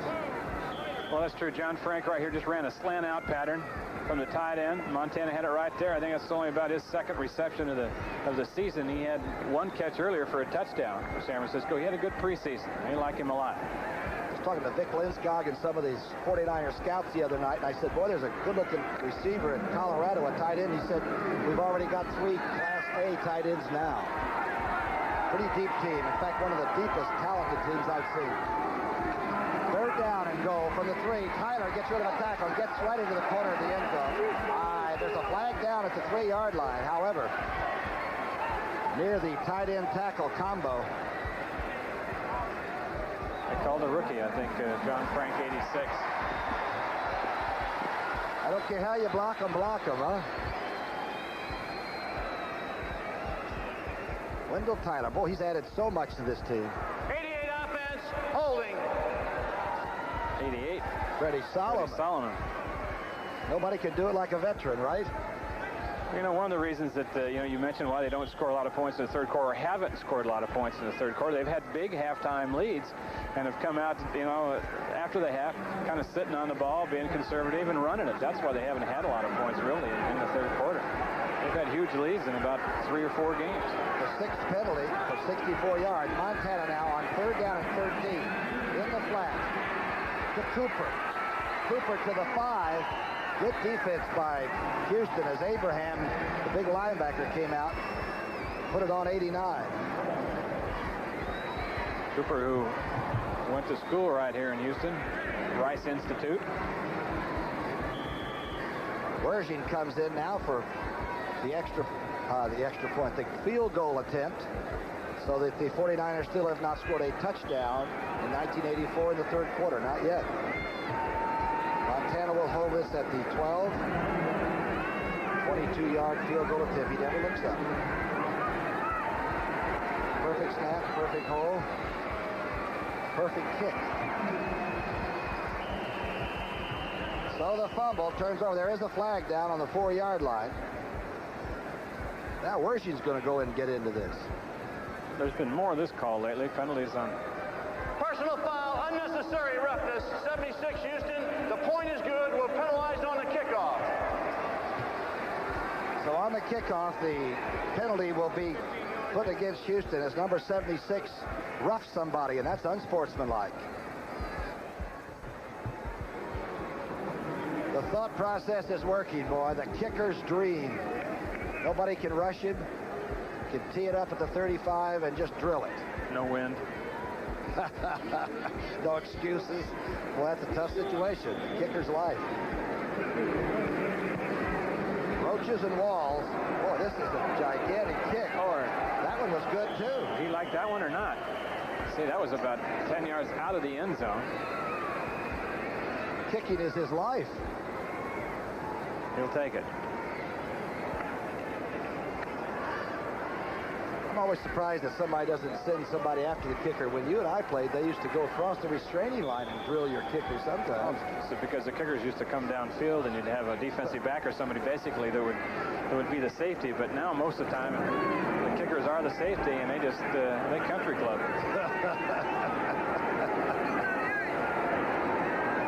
First and 10 from the 20. Houston trailing now 20-7. It has not been easy. The 49ers are effective. Moon back, quickly throws, has a reception, breaks in a tackle to the 38-yard line as Jamie Williams to the. Now they're piling up like he might have lost. He did lose possession, but they may have it back. 49ers are quick on defense and hard hitting. Just because you're smaller doesn't mean you can't load up and sock people. Dressel says it looks like Houston recovered their own fumble. I think Timmy Smith came down and got on it after Jamie Williams lost it. Here it is right here. Jamie Williams, number 87, the tight end. Moon with plenty of time. You see a good line stunt going on by the 49ers in front, but Moon had good vision. Ellison went for it, as did Keena Turner. Now Carlton Williamson comes in and makes the hit, and there's the ball loose, but number 83, Tim Smith, will come right from the left of your screen right there and make the recovery. Good call, Wayne, and a tremendous throw by Warren Moon because he knew he was going to get hit and he stayed right in there. I really like this young quarterback. Moon now on 1st down, new life, gets away, scrambles, now he's going deep, he's throwing a rocket. Number 82, Walls, has it intercepted at the 5-yard line. The flag is dropped, but Eric Wright came out with the ball. The crowd thinks this is going to be on number 21. Well, I don't know whether he threw a flag down there, but he just might have been marking the spot with that flag. I don't think there's going to be a penalty on this.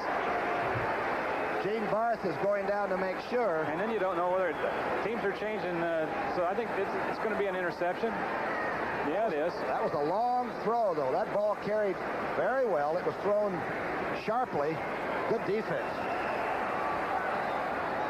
Ball was intercepted, ruled down by contact. No penalty. The flag was thrown in air. He meant to throw a beanbag. Well, First down. He meant to throw a beanbag, but he threw his flag. A They beanbag? carried beanbags, too? I played that once, but that was a long time ago. Now watch Moon get out of trouble here. Lawrence Pillars with big pressure up the middle. And Moon rifles one out. A lot of times when this happened, when a quarterback escapes, the defensive back's in trouble. But Eric Wright was right there all the way with an extremely fast man. They called him down there because as he was down, Herky Walls touched him, and it was dead at that point. Eric Wright with his first interception of 84, and he told us the other day, he says, you want to talk about me tripping this week, I'm going to get the INT, and he got it. Montana rolling out. It's Tyler at the 10. Tyler's knocked out of bounds. That secondary that was drafted in that great draft year 4.5 years ago, Hicks, Lott, Williamson, and Wright, came in with 60 interceptions between the four of them. Hicks was the veteran. Of course, all the three of them were rookies in that Super Bowl year. You know, just take a look at the year that like Eric Wright had last year. 7 interceptions led the 49ers. He was second in tackles. Lott led in tackles last year. And he had 30 more tackles, Lott did, at cornerback than anyone else on the team. Number 42 right there. Eric Wright now has 12 interceptions and even dozen in his career at San Francisco, and it's just beginning. Wendell Tyler staying low and hiding, getting out to the 17-yard line. Bob Ham tripped him up.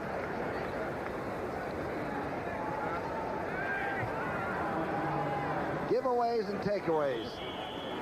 Sometimes it's bigger than X's and O's. Wendell Tyler with 70 yards already today, 14 carries. 49ers have helped themselves in that category. Tremendous interception ratio, huh? And they've only given up 3 interceptions on the offensive side. Montana extremely frugal. First and 10 from the 16-yard line for San Francisco. Wendell Tyler, who's averaging 91 yards a game rushing this year, barrels out to the 25-yard line. No, he's on dead aim, but his best season ever. And you can credit Wendell, and you got to credit those guys up front too. They do a fine job for him. Roger Craig does lead blocking, but he's a tough little runner. You see him take on a linebacker right there and do a number on Abraham. Number 56 knocked him on his back. You know what we like to do is mention when Ayers and Quillen and Cross and Paris and Connors, when they do good things, because these big guys work so hard, and sometimes all we see is the glory and not some of the real work. Fake play action pass and run now by Montana, and he is smothered. Ham was first, and then about 700 pounds later, Eason comes in. Well, Eason from safety, I think that, you know, the rookie may have been fooled a little bit with play action and was up there a little bit closer to the line than he should have been. And when Montana started to go, Eason said, I'm halfway anyway. Let me get a good shot at him right here at 21. Somebody in the crowd here at the Astrodome just yelled up at me and said, that's 2 for Brazil. We're certainly not in charge of attaching statistics, but we'll take your word for it, Mr. Fan. Sacked 12 times, the 3rd least in the NFL, and as we said, only 3 INTs. That is remarkable. The number 1 passer in the NFC. Nehemiah and Clark. Inside handoff, though. The quick draw doesn't work. Quick play by Houston. Tyler maybe gets the line of scrimmage, and that's all. That's the one Quillen and company thought might work because they could make the big guys have to react too quickly. Look at that Brazil. What's he weigh? 240-something? 250-something, an outside linebacker. Dr. Doom, they've called him around here in Houston for years. He's been a great player, and it was rumored that he may go to the Oakland Raiders, but the Raiders picked up Van Pelt instead. Rudiger's punt is going to be taken by Carl Rocha. Rocha's driven back to the 24. Good punt by Rudiger. Good return and knocked out of bounds. Good special play on both sides. And a fine punt by Max Rudiger. McCall quickly down under there. It's 20-7, and San Francisco's in overdrive.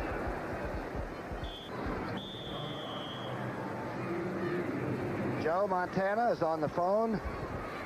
He's not talking to anybody in particular except the people upstairs that put the offense together.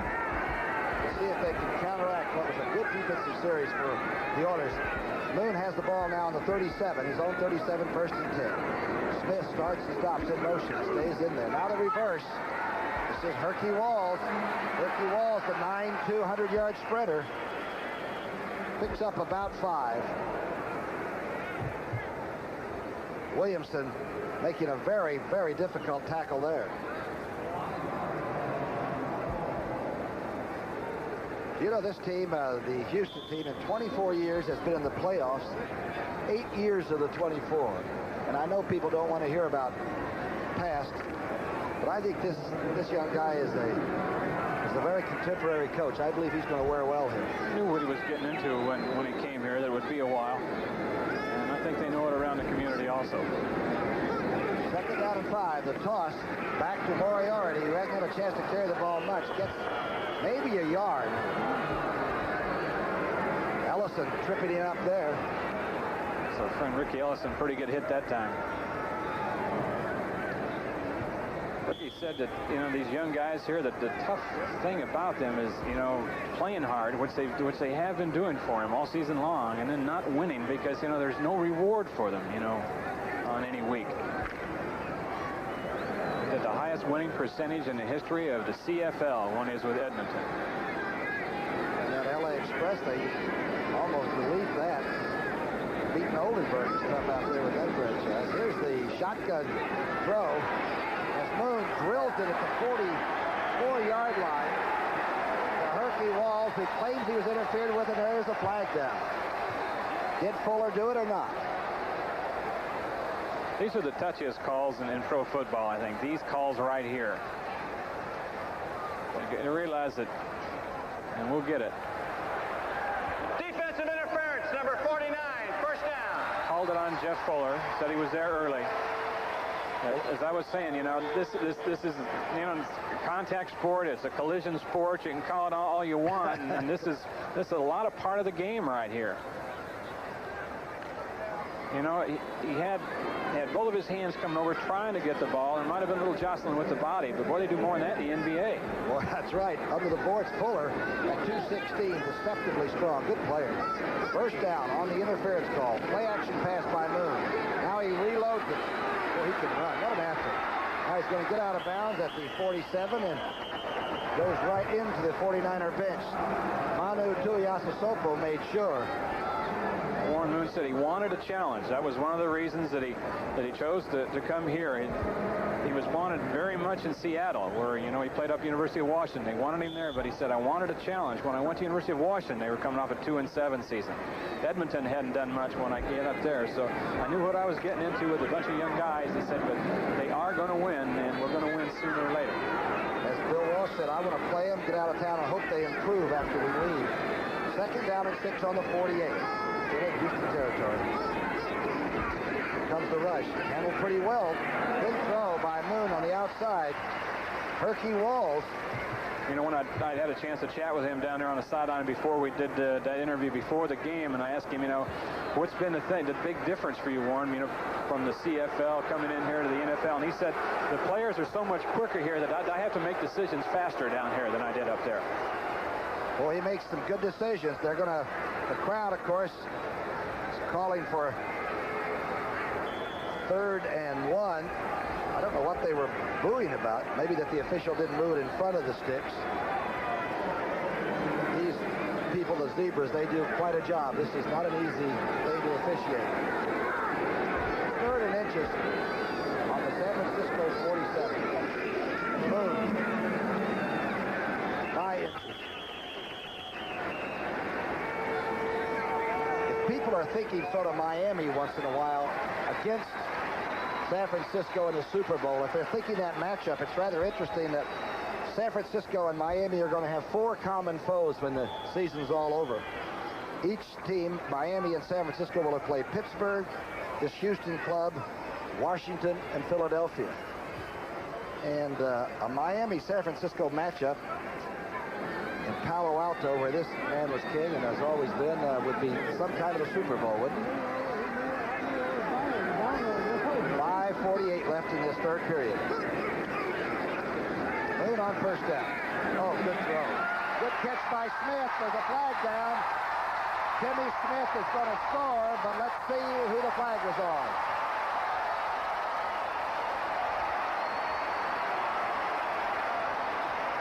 Great throw by Warren Moon. Interference, 22 defense. Called it on Dwight Hicks, number 22, and I'll tell you, just saw a great throw and a pretty fine catch by Timmy Smith. But Moon pumped that ball in there. That was on a wire. That was the best ball he's thrown all day. He had some velocity on that one. Watch it here. Slant in pattern over the middle off play action. Ball is on the money and in there. He caught it right in stride. Broke away as there was a stumble by a couple defensive players, and Smith's in the end zone. The second touchdown catch for Timmy Smith, who had 8 a year ago. This is Florian Kemp's extra point. 45-yard touchdown strike. Interference decline. Moon to Smith. 20-14.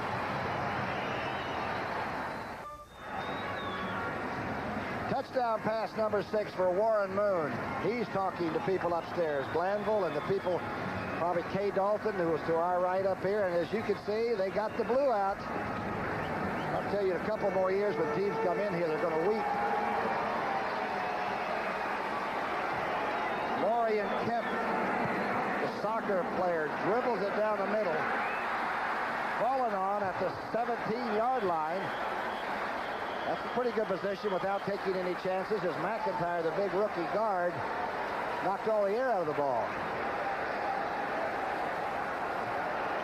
6 plays. Timmy Smith, who no one had heard of until not even last year when he caught the 83. Showing you some stuff today. Showing you some stuff that he really doesn't want to see. You know, I played against him in college at San Jose. All right. I didn't know he was going to be a great coach. 1st and 10 now. Montana wants to get him back on the track. Sidearms one beautifully in the flat to Craig. High-stepping over the 25 to the 28-yard line. What a throw by Joe Montana. He dropped it down and went through it like Quisenberry coming out of the bullpen for Kansas City. Well, he does Western commercials, didn't I see him do a couple of those? Sure does. That beautiful blonde lady, huh? We're talking about number 16. Oilers with a blitz on that time, and Montana picked it up and threw right under the arm of the on-rushing blitzer. Remember his last college game? Everybody thought that Notre Dame was out of the game and they win the Cotton Bowl in the national championship in the last quarter. Plus he had the flu or something to boot at the time. Craig has 6 receptions for 52 yards. That's Nehemiah in motion, and Montana's back to work. Outside to Craig, the 32. If you're going to give them that play all day, they'll take it, right? I was going to say it earlier, you know. You watch them play the last 3 weeks, and they go there all the time. You almost have to have somebody spying on Roger Craig and be out there with him, because right now they're just burning everybody with that little dump-off out in the flat, and nobody seems to get it covered. And then all it takes for Roger Craig to do is break one tackle, and he's turned a 5, 6, 7-yard gain into a 20-some-yard gain. He's got speed. Craig, a very deceptive, larger runner than he appears to be, too. Farnhorst seems to be holding up all right at right tackle. The big Pro Bowler at right tackle is back in there for the first time after missing the Pittsburgh game. 2nd down and inches. Wendell Tyler makes 2 people miss, gets great blocking, and storms into Houston territory to the 45. Some good blocking on the outside. People cut clear down a 17-yard scamper. You mentioned Farnhorst. Watch him. Number 71 comes clear from the left side here. Now watch the block he gets on 56, Abraham. That's the right tackle. Down over on the left side, and there's a flag down on it, but great hustle by Farnhorst. Illegal formation. There was no end on the left side of the line of scrimmage. 8 penalties for 70 yards. That's deceptive not to have it end out there. As you can see, the coach not at all happy with formation problems. Right, you kind of stutter a little bit, and I know he's just thinking back to last week when Pittsburgh stayed close and then got a good call on a penalty at the end, and look what happened. And we've only got a 6-point lead. Montana quickly reloading, finds, I believe it's Nehemiah. Skeets Nehemiah, kicks it into Houston territory and got hit coming across the middle. Donaldson and Bingham put the pinch on the hurdler. See the hurdler, Nehemiah, there with the flak jacket on, so he's protecting himself when he comes across the middle with a little added protection, as does Dwight Clark, wear a jacket under his jersey. 4:32 in the third, a 20-14 ball game. Nehemiah, when he just walks, he looks like a walk-trot championship horse. You know what I mean? It's just different than the way I walk. Montana back to throw. Overthrows Craig just to get rid of it. That's the first time they've had anybody out there. Abraham, that's why they're having problems out there, Pride. They got the outside linebacker basically in coverage, or they're blitzing him, and so it's up to the inside linebackers to come out in the flat to keep up with Roger Craig, and it's tough to do. They really burned the Giants with that play. Couple of scores from the Wars. Raiders leading San Diego 24-20. Boy, the Raiders defense is getting a test today. That's in the third. The Jets 21-0 over Kansas City. The Jets, an amazing team, 5-2 coming in. Boy, New York would go bananas. Second down and 10. Handoff to Wendell Tyler. He's being strung out of the play. Still makes it to the 42.5-yard line. Well, he just did that with speed, too. You know, getting around the corner. Steve Brown was in good shape. Avon Riley was in good shape out there. And Wendell just gave him a little, kind of a little juke, a little lean into the inside, and then got the corner turned. Montana 20 of 27, 225 yards, a couple of touchdowns, one interception. Just another day. He ate all our guacamole dip, didn't he? We sat with him the other day. He went after guacamole like it was being rationed. What a player. Third down and 4, on the Houston 41. The blitz is on. Montana being chased out. Now he throws it back across the middle and wastes one. Cooper underthrown by about 5 yards.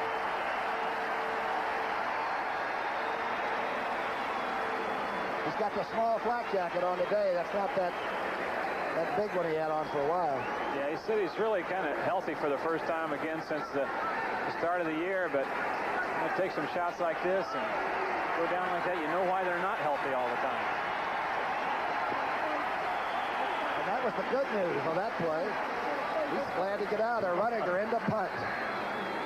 Carl Roach is back, the solo safety. Boy, Runninger gets off a nice stroke on this one. Oh, knocked it down.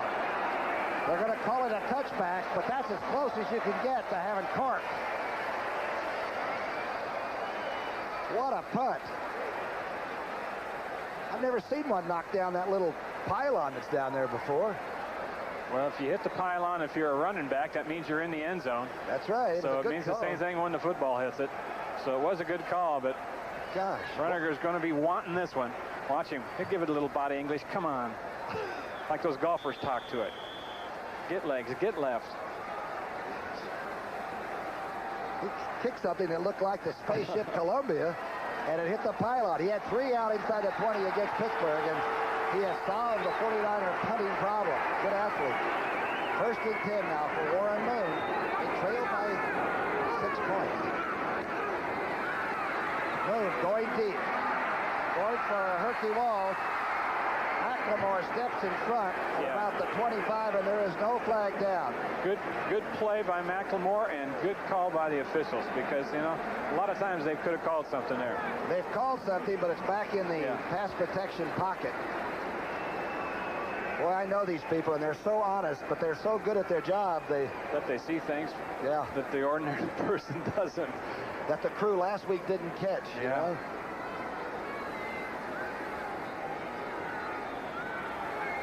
Mr. Barth? Holding 73 offense. We'll repeat the down. That's Salem, the big offensive tackle from Cal. Well, he was a number 2 draft choice here just a year ago, working against Dwayne Board, number 76. It's out of the picture, so it looked pretty good up to that point. Late puck, though. Here's the misdirection to Moriarty on 1st and 20. Moriarty is bouncing out to the 18. Very hard to have a steady rushing game going against San Francisco. Remember what he told us? He said he played nose tackle in high school, and then he got up to 240 pounds the next year or two, and when he went to Santa Barbara City College, he went up to the coach and said, I want to play football, but I want to play running back. The coach said, sure, sure. And he said, I knew the coach was thinking they'd give me like a one-day tryout at fullback, and I'd be at guard or somewhere like that. But I guess he ran over everybody in sight up there, and he's been at running back ever since. Not very many carries, but they say he's learning every week. It's 20-14 with 3:10 left in the third period. Second down 11. Moon dumping it out in the flat. Moriarty's got to put the ball away. Gets away from the tackler. Has a first down and more to the 35. Tina Turner chasing him out.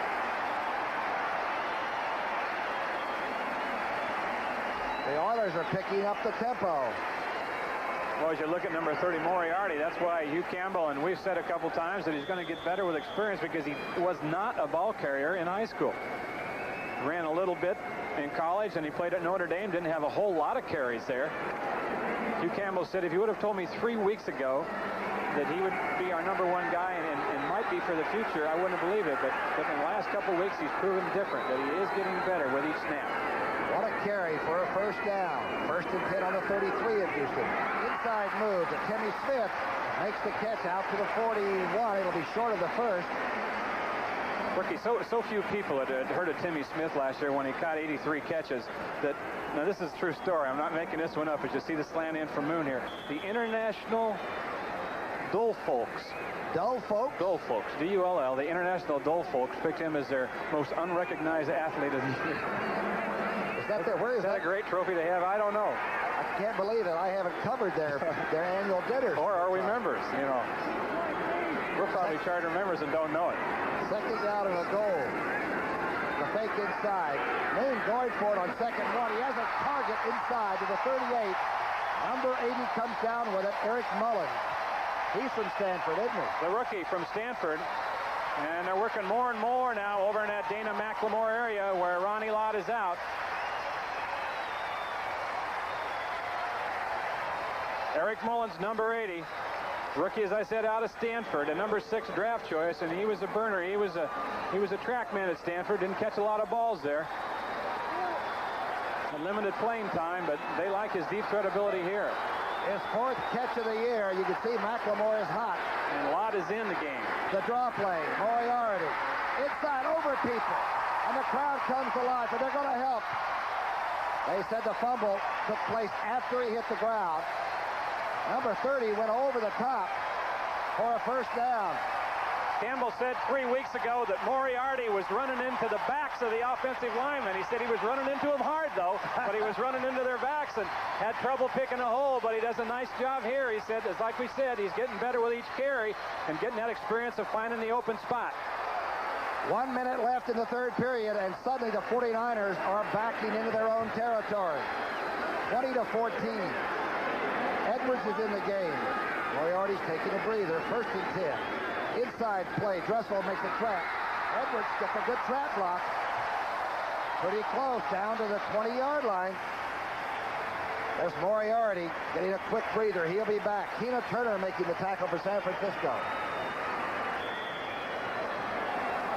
Remember what Walsh said, you can't stay in a game and let people stay too close in this league anymore. That's true. You know, watch Chris Dressel. Now the tight end make that block on the nose tackle. Michael Carter, you call it, rookie, came in motion, did a good job on the nose tackle, and that was the Springer.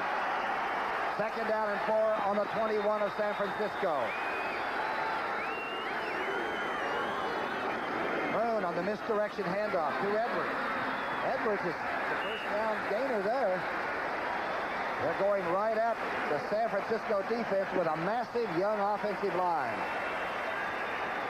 Fawnhorse making the tackle, Jim and McCall. 4 seconds. And the clock is stopped as we have a... Tina Turner's a little slow getting up out there for the 49ers. That's Salem getting up.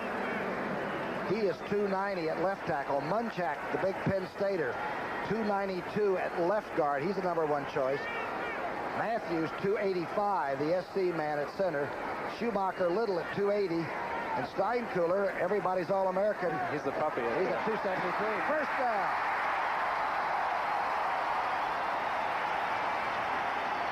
They're all baby-faced, aren't they? I don't mean the fans, I mean the offensive line. At the end of the 3rd quarter, the score, San Francisco 20, Houston 14. We now pause for a word from your local station. Makers of the Prelude. Bud Light, the light beer with a taste that's satisfying but never filling. And by Radio Shack, the computer experts. This city is 4th in population. And I'll tell you, when they hear about this Houston team and how they're doing today, there aren't going to be any seats left. They love it here. 3 points is all San Francisco got in the third quarter. First and 10 on the 17 of San Francisco. Moving a lot of time. Now he's being chased, but he's not rushed. Oh, an overthrow, number 87, Jamie Williams, downfield. But he did the right thing that time, Brooke. He did what Hugh Campbell wants him to do. He had a chance to go in the end zone down there. It would have been a very dangerous pass, but he dumped it off there to Jamie Williams. Campbell said that Warren Moon has to learn that 4 yards is important in the National Football League. He said in Canada it wasn't, because you only get three downs. So if you get 4 yards on first down, on second down, you're still 2nd and 6, so it doesn't mean much. But he said he has to learn and get in his mind that the 4 yards in this league is important. And he was trying to get that time. And you know, even when he's being chased, he doesn't look rushed. 2nd down and 10 on the San Francisco 17. Pressure in motion. Moon taking his time, a lot of time. He finds Russell at the 11. He's tackled right away, but that was a perfect throw, and there's no completion. Getting some time, too, now. They're doing a good job for him up front. He's standing in there and studying that thing and holding it until right the end and letting it go. Chris Dressel, out of Stanford, was one of John Elway's favorite targets there from the tight end spot. Look at this now. This guy's standing back there. He's as cool as the other side of the pillow back there right now.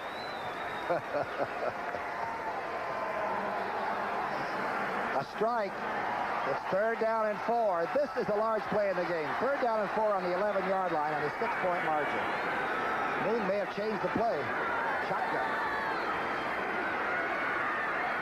Now he goes. A rifle. He's got it completed to Smith. The flags are down around the protection pattern, but the completion was at the 6. Preliminary holding, too, against the Oilers. The crowd's going to love this call. Few quarterbacks complete that one. Marino. Bartkowski. 63 offense, holding. And Moon. Munchak. And maybe Elway. And Elway. Munchak, the Penn Stater. Hugh Campbell does not get too excited on the sidelines, does he? I think that's good for a young team, though. To see composure there, huh? Munchak is working against Big Hand Johnson, number 97 there. So far, so good. Obviously, so far, not so good. It's hard to tell anymore. 3rd down and 14 on the 21. Early in this 4th quarter, being chased. Moon gets away. Now he finds an open receiver at the 15 on his knees, Steve Bryant. Eric Wright touched him down. He's a good ad-libber, Warren Moon is. He just convinced Dwayne Board he was. Board thought he had him lined up and on the trolley track. Kemp has only kicked 5 times, 4 of which were good. He didn't play any football at Pennsylvania. He played soccer. He's kicked around with a couple of teams, and he's very cool under pressure.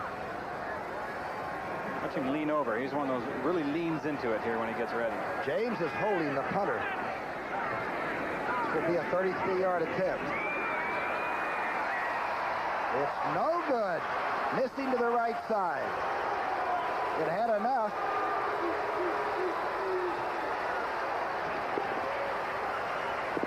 And San Francisco breathes a sigh. It's 20-14 in the 4th.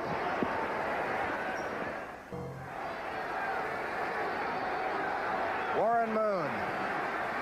But a lot of time left. You see the clock that Dunphy, our director, put in there. 13:10 left in the 4th. Montana going right to work. Dumps it over the middle to Dwight Clark.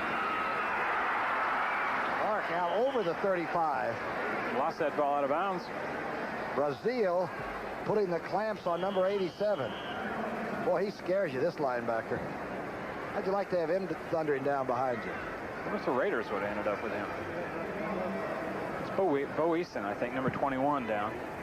Young rookie. He's the rookie from Cal Davis. He's brother of Tony Eason, the New England Patriots quarterback. Next week here on CBS, the big doubleheader. It all starts with the NFL Today, of course, back in the studio at New York. That's at 12:30 Eastern Time, 9:30 Pacific. The first game, most of you will see Atlanta and Pittsburgh. Now, you Steeler fans in Pittsburgh should get there early. The kickoff has been moved up to 1 o'clock instead of 4. Florida will see Tampa Bay at Kansas City.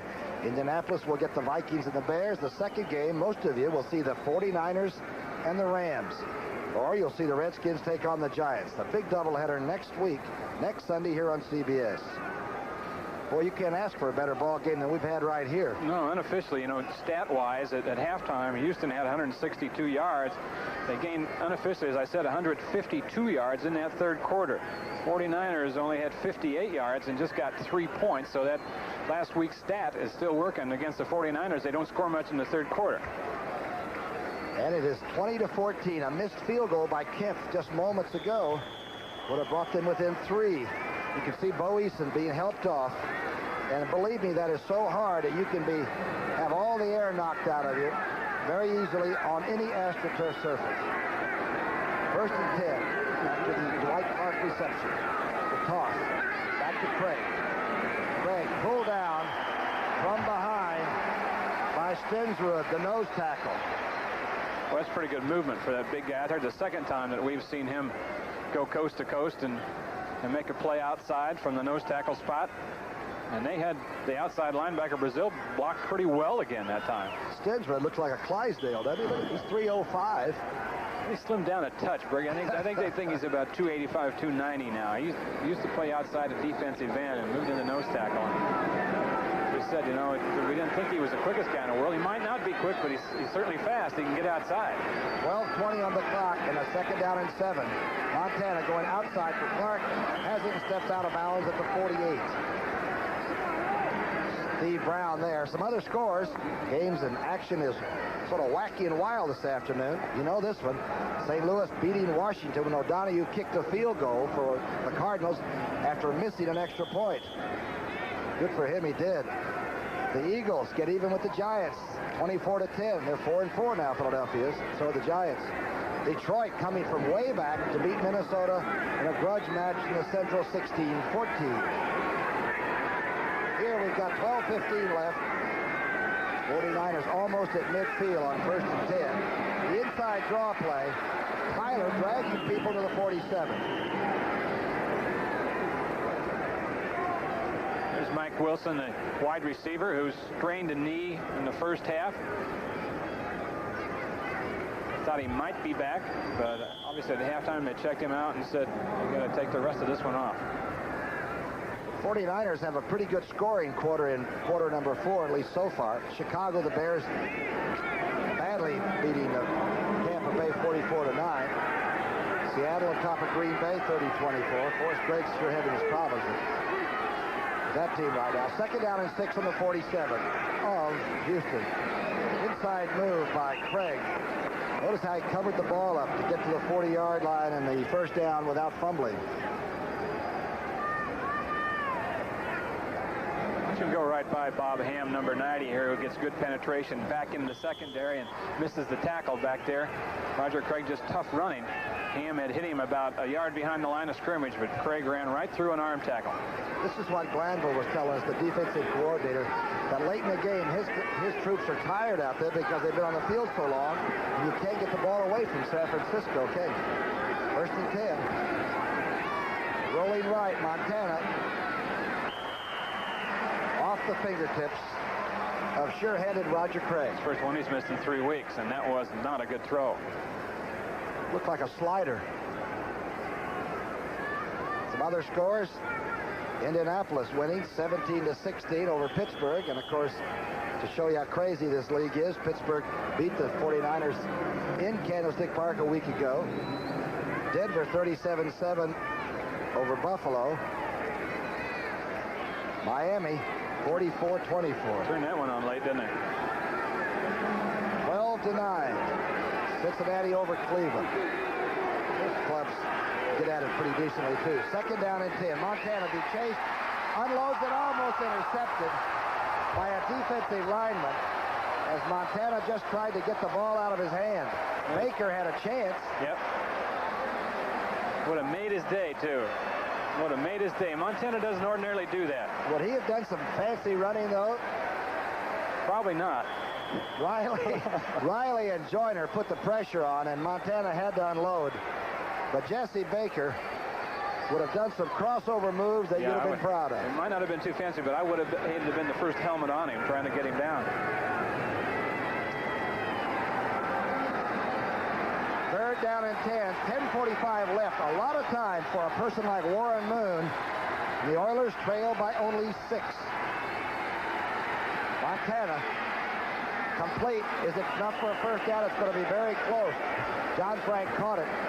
Good read by the rookie that time. Went down and spotted the zone and just sat down in between two players, and Montana got it to him. That's a Dwight Clark kind of move there. Does Billy Wilson work with the receivers at all? It looked like Billy Wilson, the old 49ers stuff. He used to do those kind of things. Billy's more out scouting than he is working with the guys on the field right now. That's just a product of the entire Bill Walsh scheme of things, Ricky, where they go out and isolate and pick on linebackers, and if there are other teams in a zone, they'll go to one hole in the zone. If it's not there, they'll pivot, slide, and Montana just waits for him to come open. He says he can read Dwight Clark, Montana does, whether he's coming open or not, just by his body English. Well, we got body English time now. It's 4th and inches. Over 10 minutes left. 49ers need this one. Inside to the 28-yard line goes Wendell Tyler. Tough run. Over the top. You know, that's how much confidence they have in Wendell now. There was a time last year, Tom, that they wouldn't let him carry the ball on that play because he was having some fumble problems. But they put him down now in those tough short yardage situations, and he's really responded. I tell you, he's tough in short. You know, he's tough inside running. The people don't realize that. Watch this effort.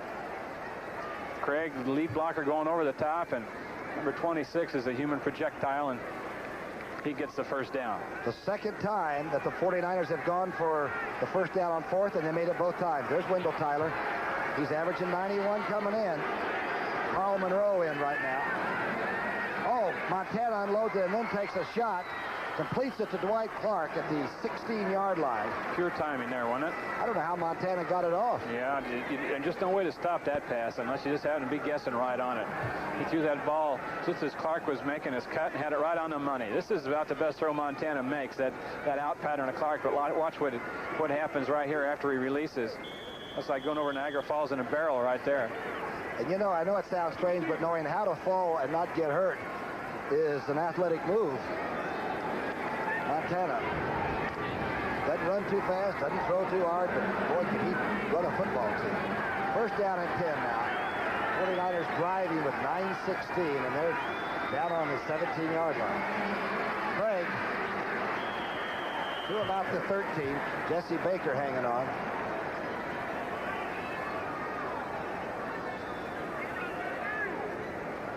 The Jets 21-7 in the 4th quarter. Joe Walton has turned them around. 34-23 in the 4th. Raiders. Always interesting to see the Raiders. They came in here for the opening game against this ball club right here. And I'll tell you, Houston fought them pillar to post. 8:39 left. Inside handoff. Wendell Tyler to the 5-yard line and wading through people there. Picks up the first down, and this is just exactly the kind of drive the 49ers needed and wanted. Time consumer, taking it down, mixing up pass and run, using the time on the clock, milking the 30-second play clock. Got the time down now to just over 8 minutes left in the ball game. They go in and get 7, and they're pretty secure with a 13-point lead. Tyler goes out, and Carl Monroe, young man from Utah, his second year, a very, very good pass-receiving running back.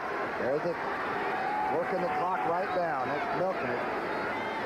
Montana hands off to Craig, who breaks in for a touchdown. There's a yellow flag down on the 5-yard line. Line of scrimmage time. Craig did go in, but hold on. Montana officiating somewhat. But nose guard on defense was offside. Penalty refused. Touchdown. Well, that's what Quillen told us. He said 30% of the time the nose tackle and his helmets are touching. Great effort here by by Roger Craig. Bubba Paris over here, 77 with a job. John Ayers too, but look at the effort right here. Looked like he was in turnstile there for a minute. Large drive, took up a lot of time, and beautifully orchestrated by Joe Montana. Wersching's extra point is good. 7:50 on the clock. 27-14. Here comes Moon.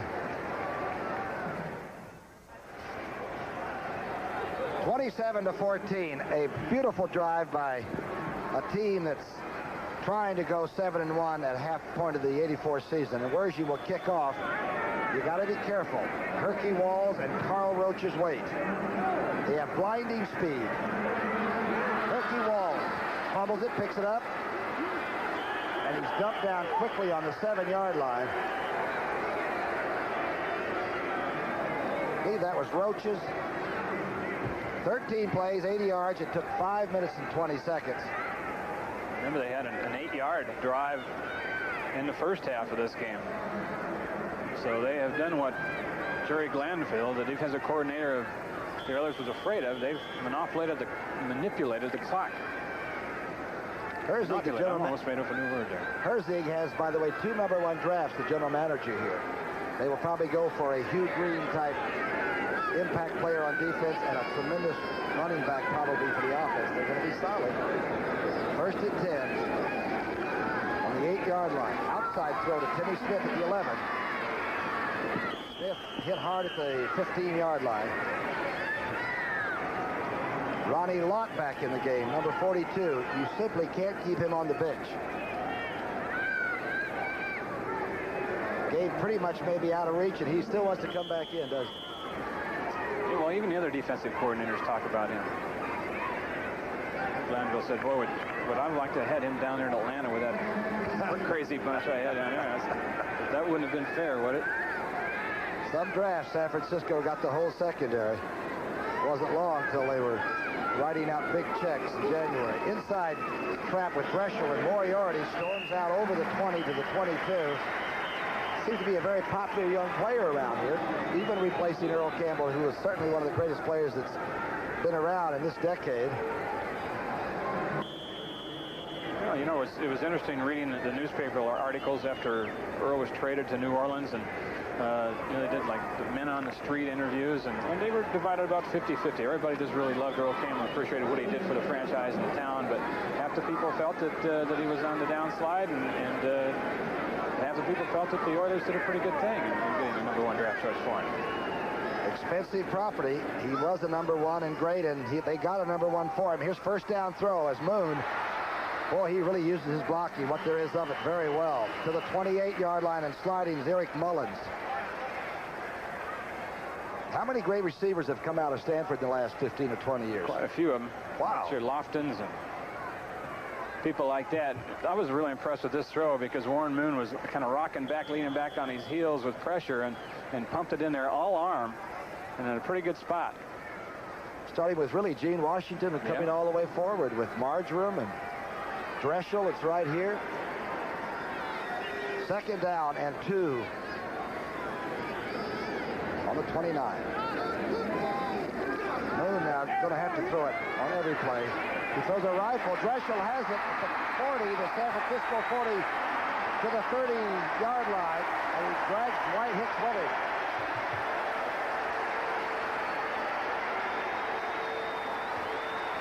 Chris Dressel, who plays the H-back or the move-back position here on this Houston team. He's not a tight end any longer. He lines up most of the time in the backfield, goes in motion, comes out.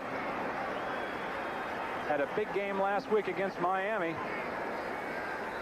And he's continuing it here this afternoon. He got pretty deep for a big guy on that one. And a good strike by Warren Moon, a 42-yarder to Chris Dreschel. The numbers on number 88's afternoon. Crowd staying around and watching it, and there weren't many people left to put in here today. Moon is 22 of 30 for 310. First and 10 from the 29. Moon going up. He's got an open receiver. Jamie Williams takes it. I don't see any flags. Hello, touchdown.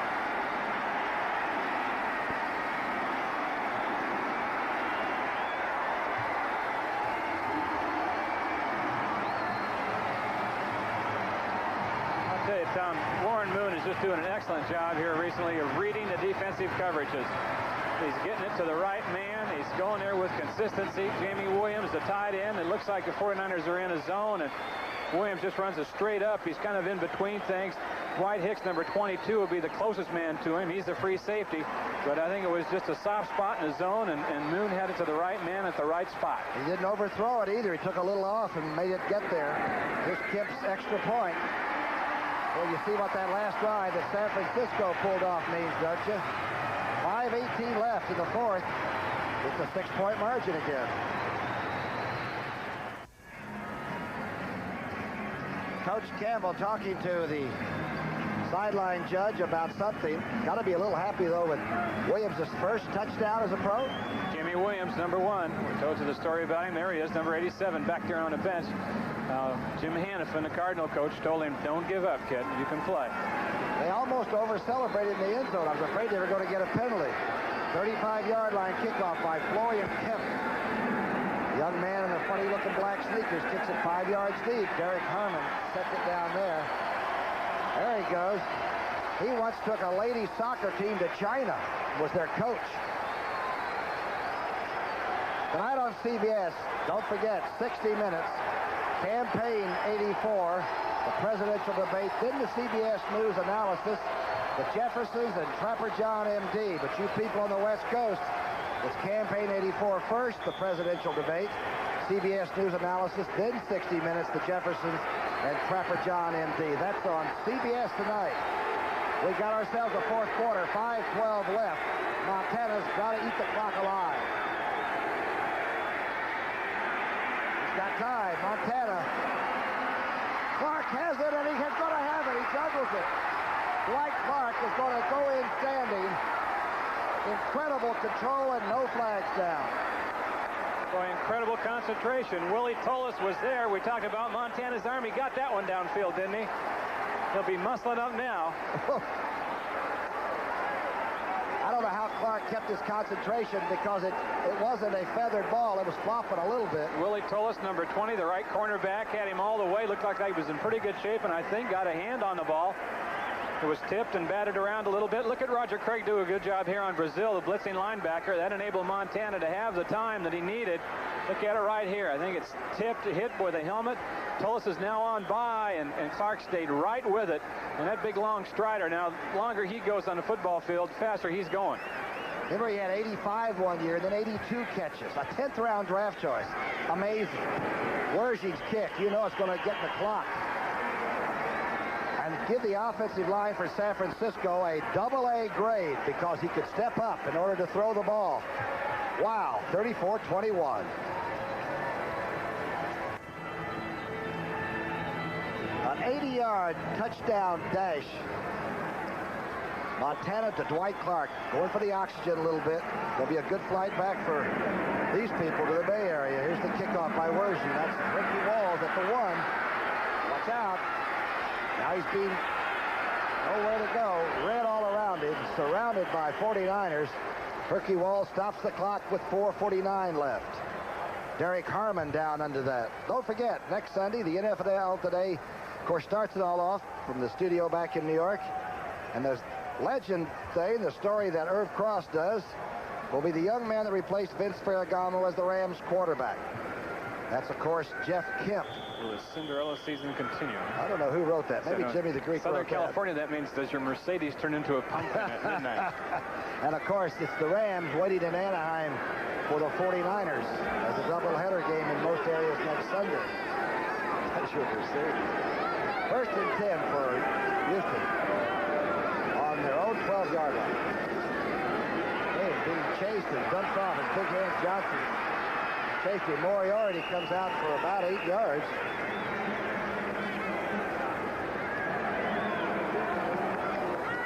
Destined to go 0-8, but this is a good young team. Talk about those baby-face-looking guys, the youth on this team. Look at Moriarty. And that big Munchak, the left guard, kind of looks that same way. And they're going to work Romano into that offensive center spot so Matthews can bounce back out to guard. They've got a tremendous nucleus here of a ball club. I don't think there's any question that they got a quarterback. After watching him today, anybody that's watching this one. Two million-dollar quarterbacks.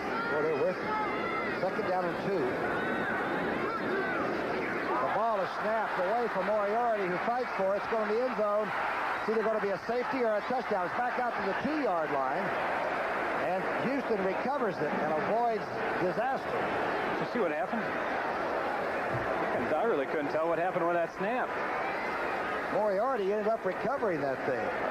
The hog bladder was alive. I think it was like a shotgun snap, but Moon's under the center. It looked like, I really can't tell you where they had a trick play called or something, where he was trying to snap it around Moon's legs over to Moriarty. I mean, that's a strange place to try it. I guess, you know, you're in a desperate situation. You become a desperate team, but I really couldn't figure that one out. Well, that was all in the end zone. I don't know how the ball got back on the 2 because Salem was back there. Save that, or watch it go through Moon's legs right here now. Watch.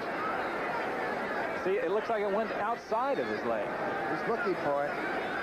Well, that's what it was.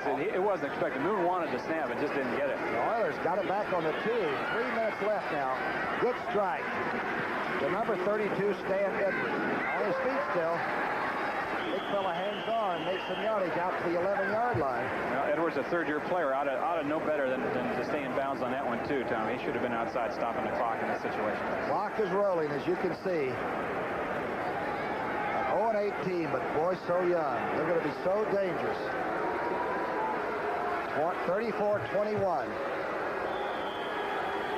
I guess I was wrong because it was third down. He did have to try to get whatever he could out of that one. I lost it down. James is in to kick. He's got a 13-year career over a 40-yard average.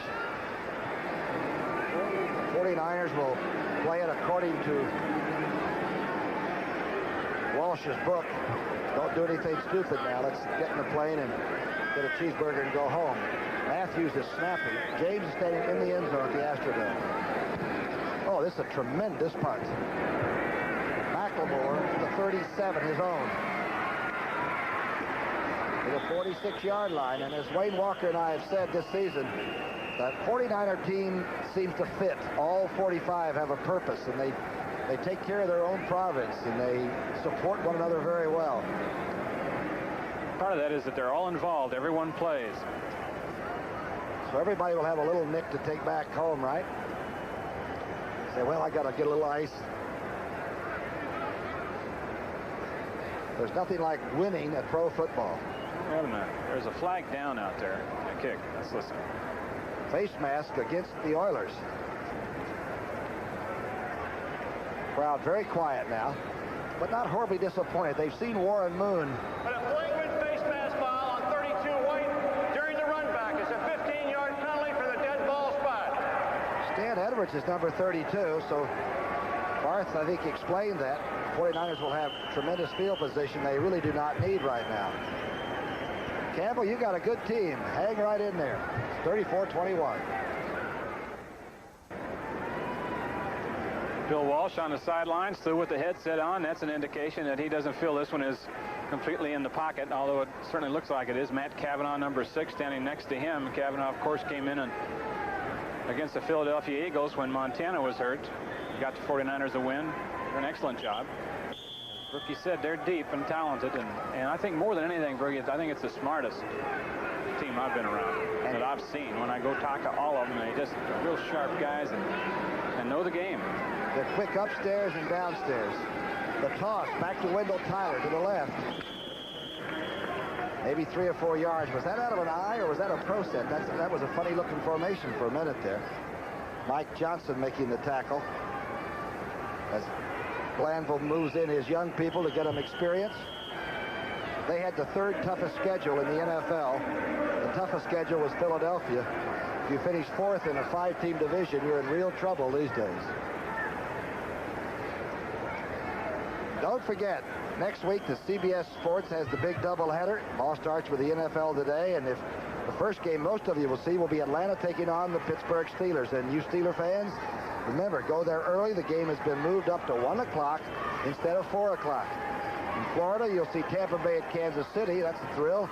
And those of you in Indianapolis will see the Vikings and the Bears. The second game most of you will see the 49ers, this team right here, against the Rams. Watch Jack Tipp run. Or you'll see the Redskins take on the New York Giants. A big NFL doubleheader right here on CBS. What if his dad will be there? I don't know. His dad might be busy. Of course, Jeff is the son of Jackie Kemp, the congressman. Yeah, he probably is. He was a good quarterback. Yes, he was. Montana now trying to just get this last minute and a half out. Tyler coming inside. Tyler's over 100 yards now, Brookie. Before that carry, he had 101, so tack on about 3 or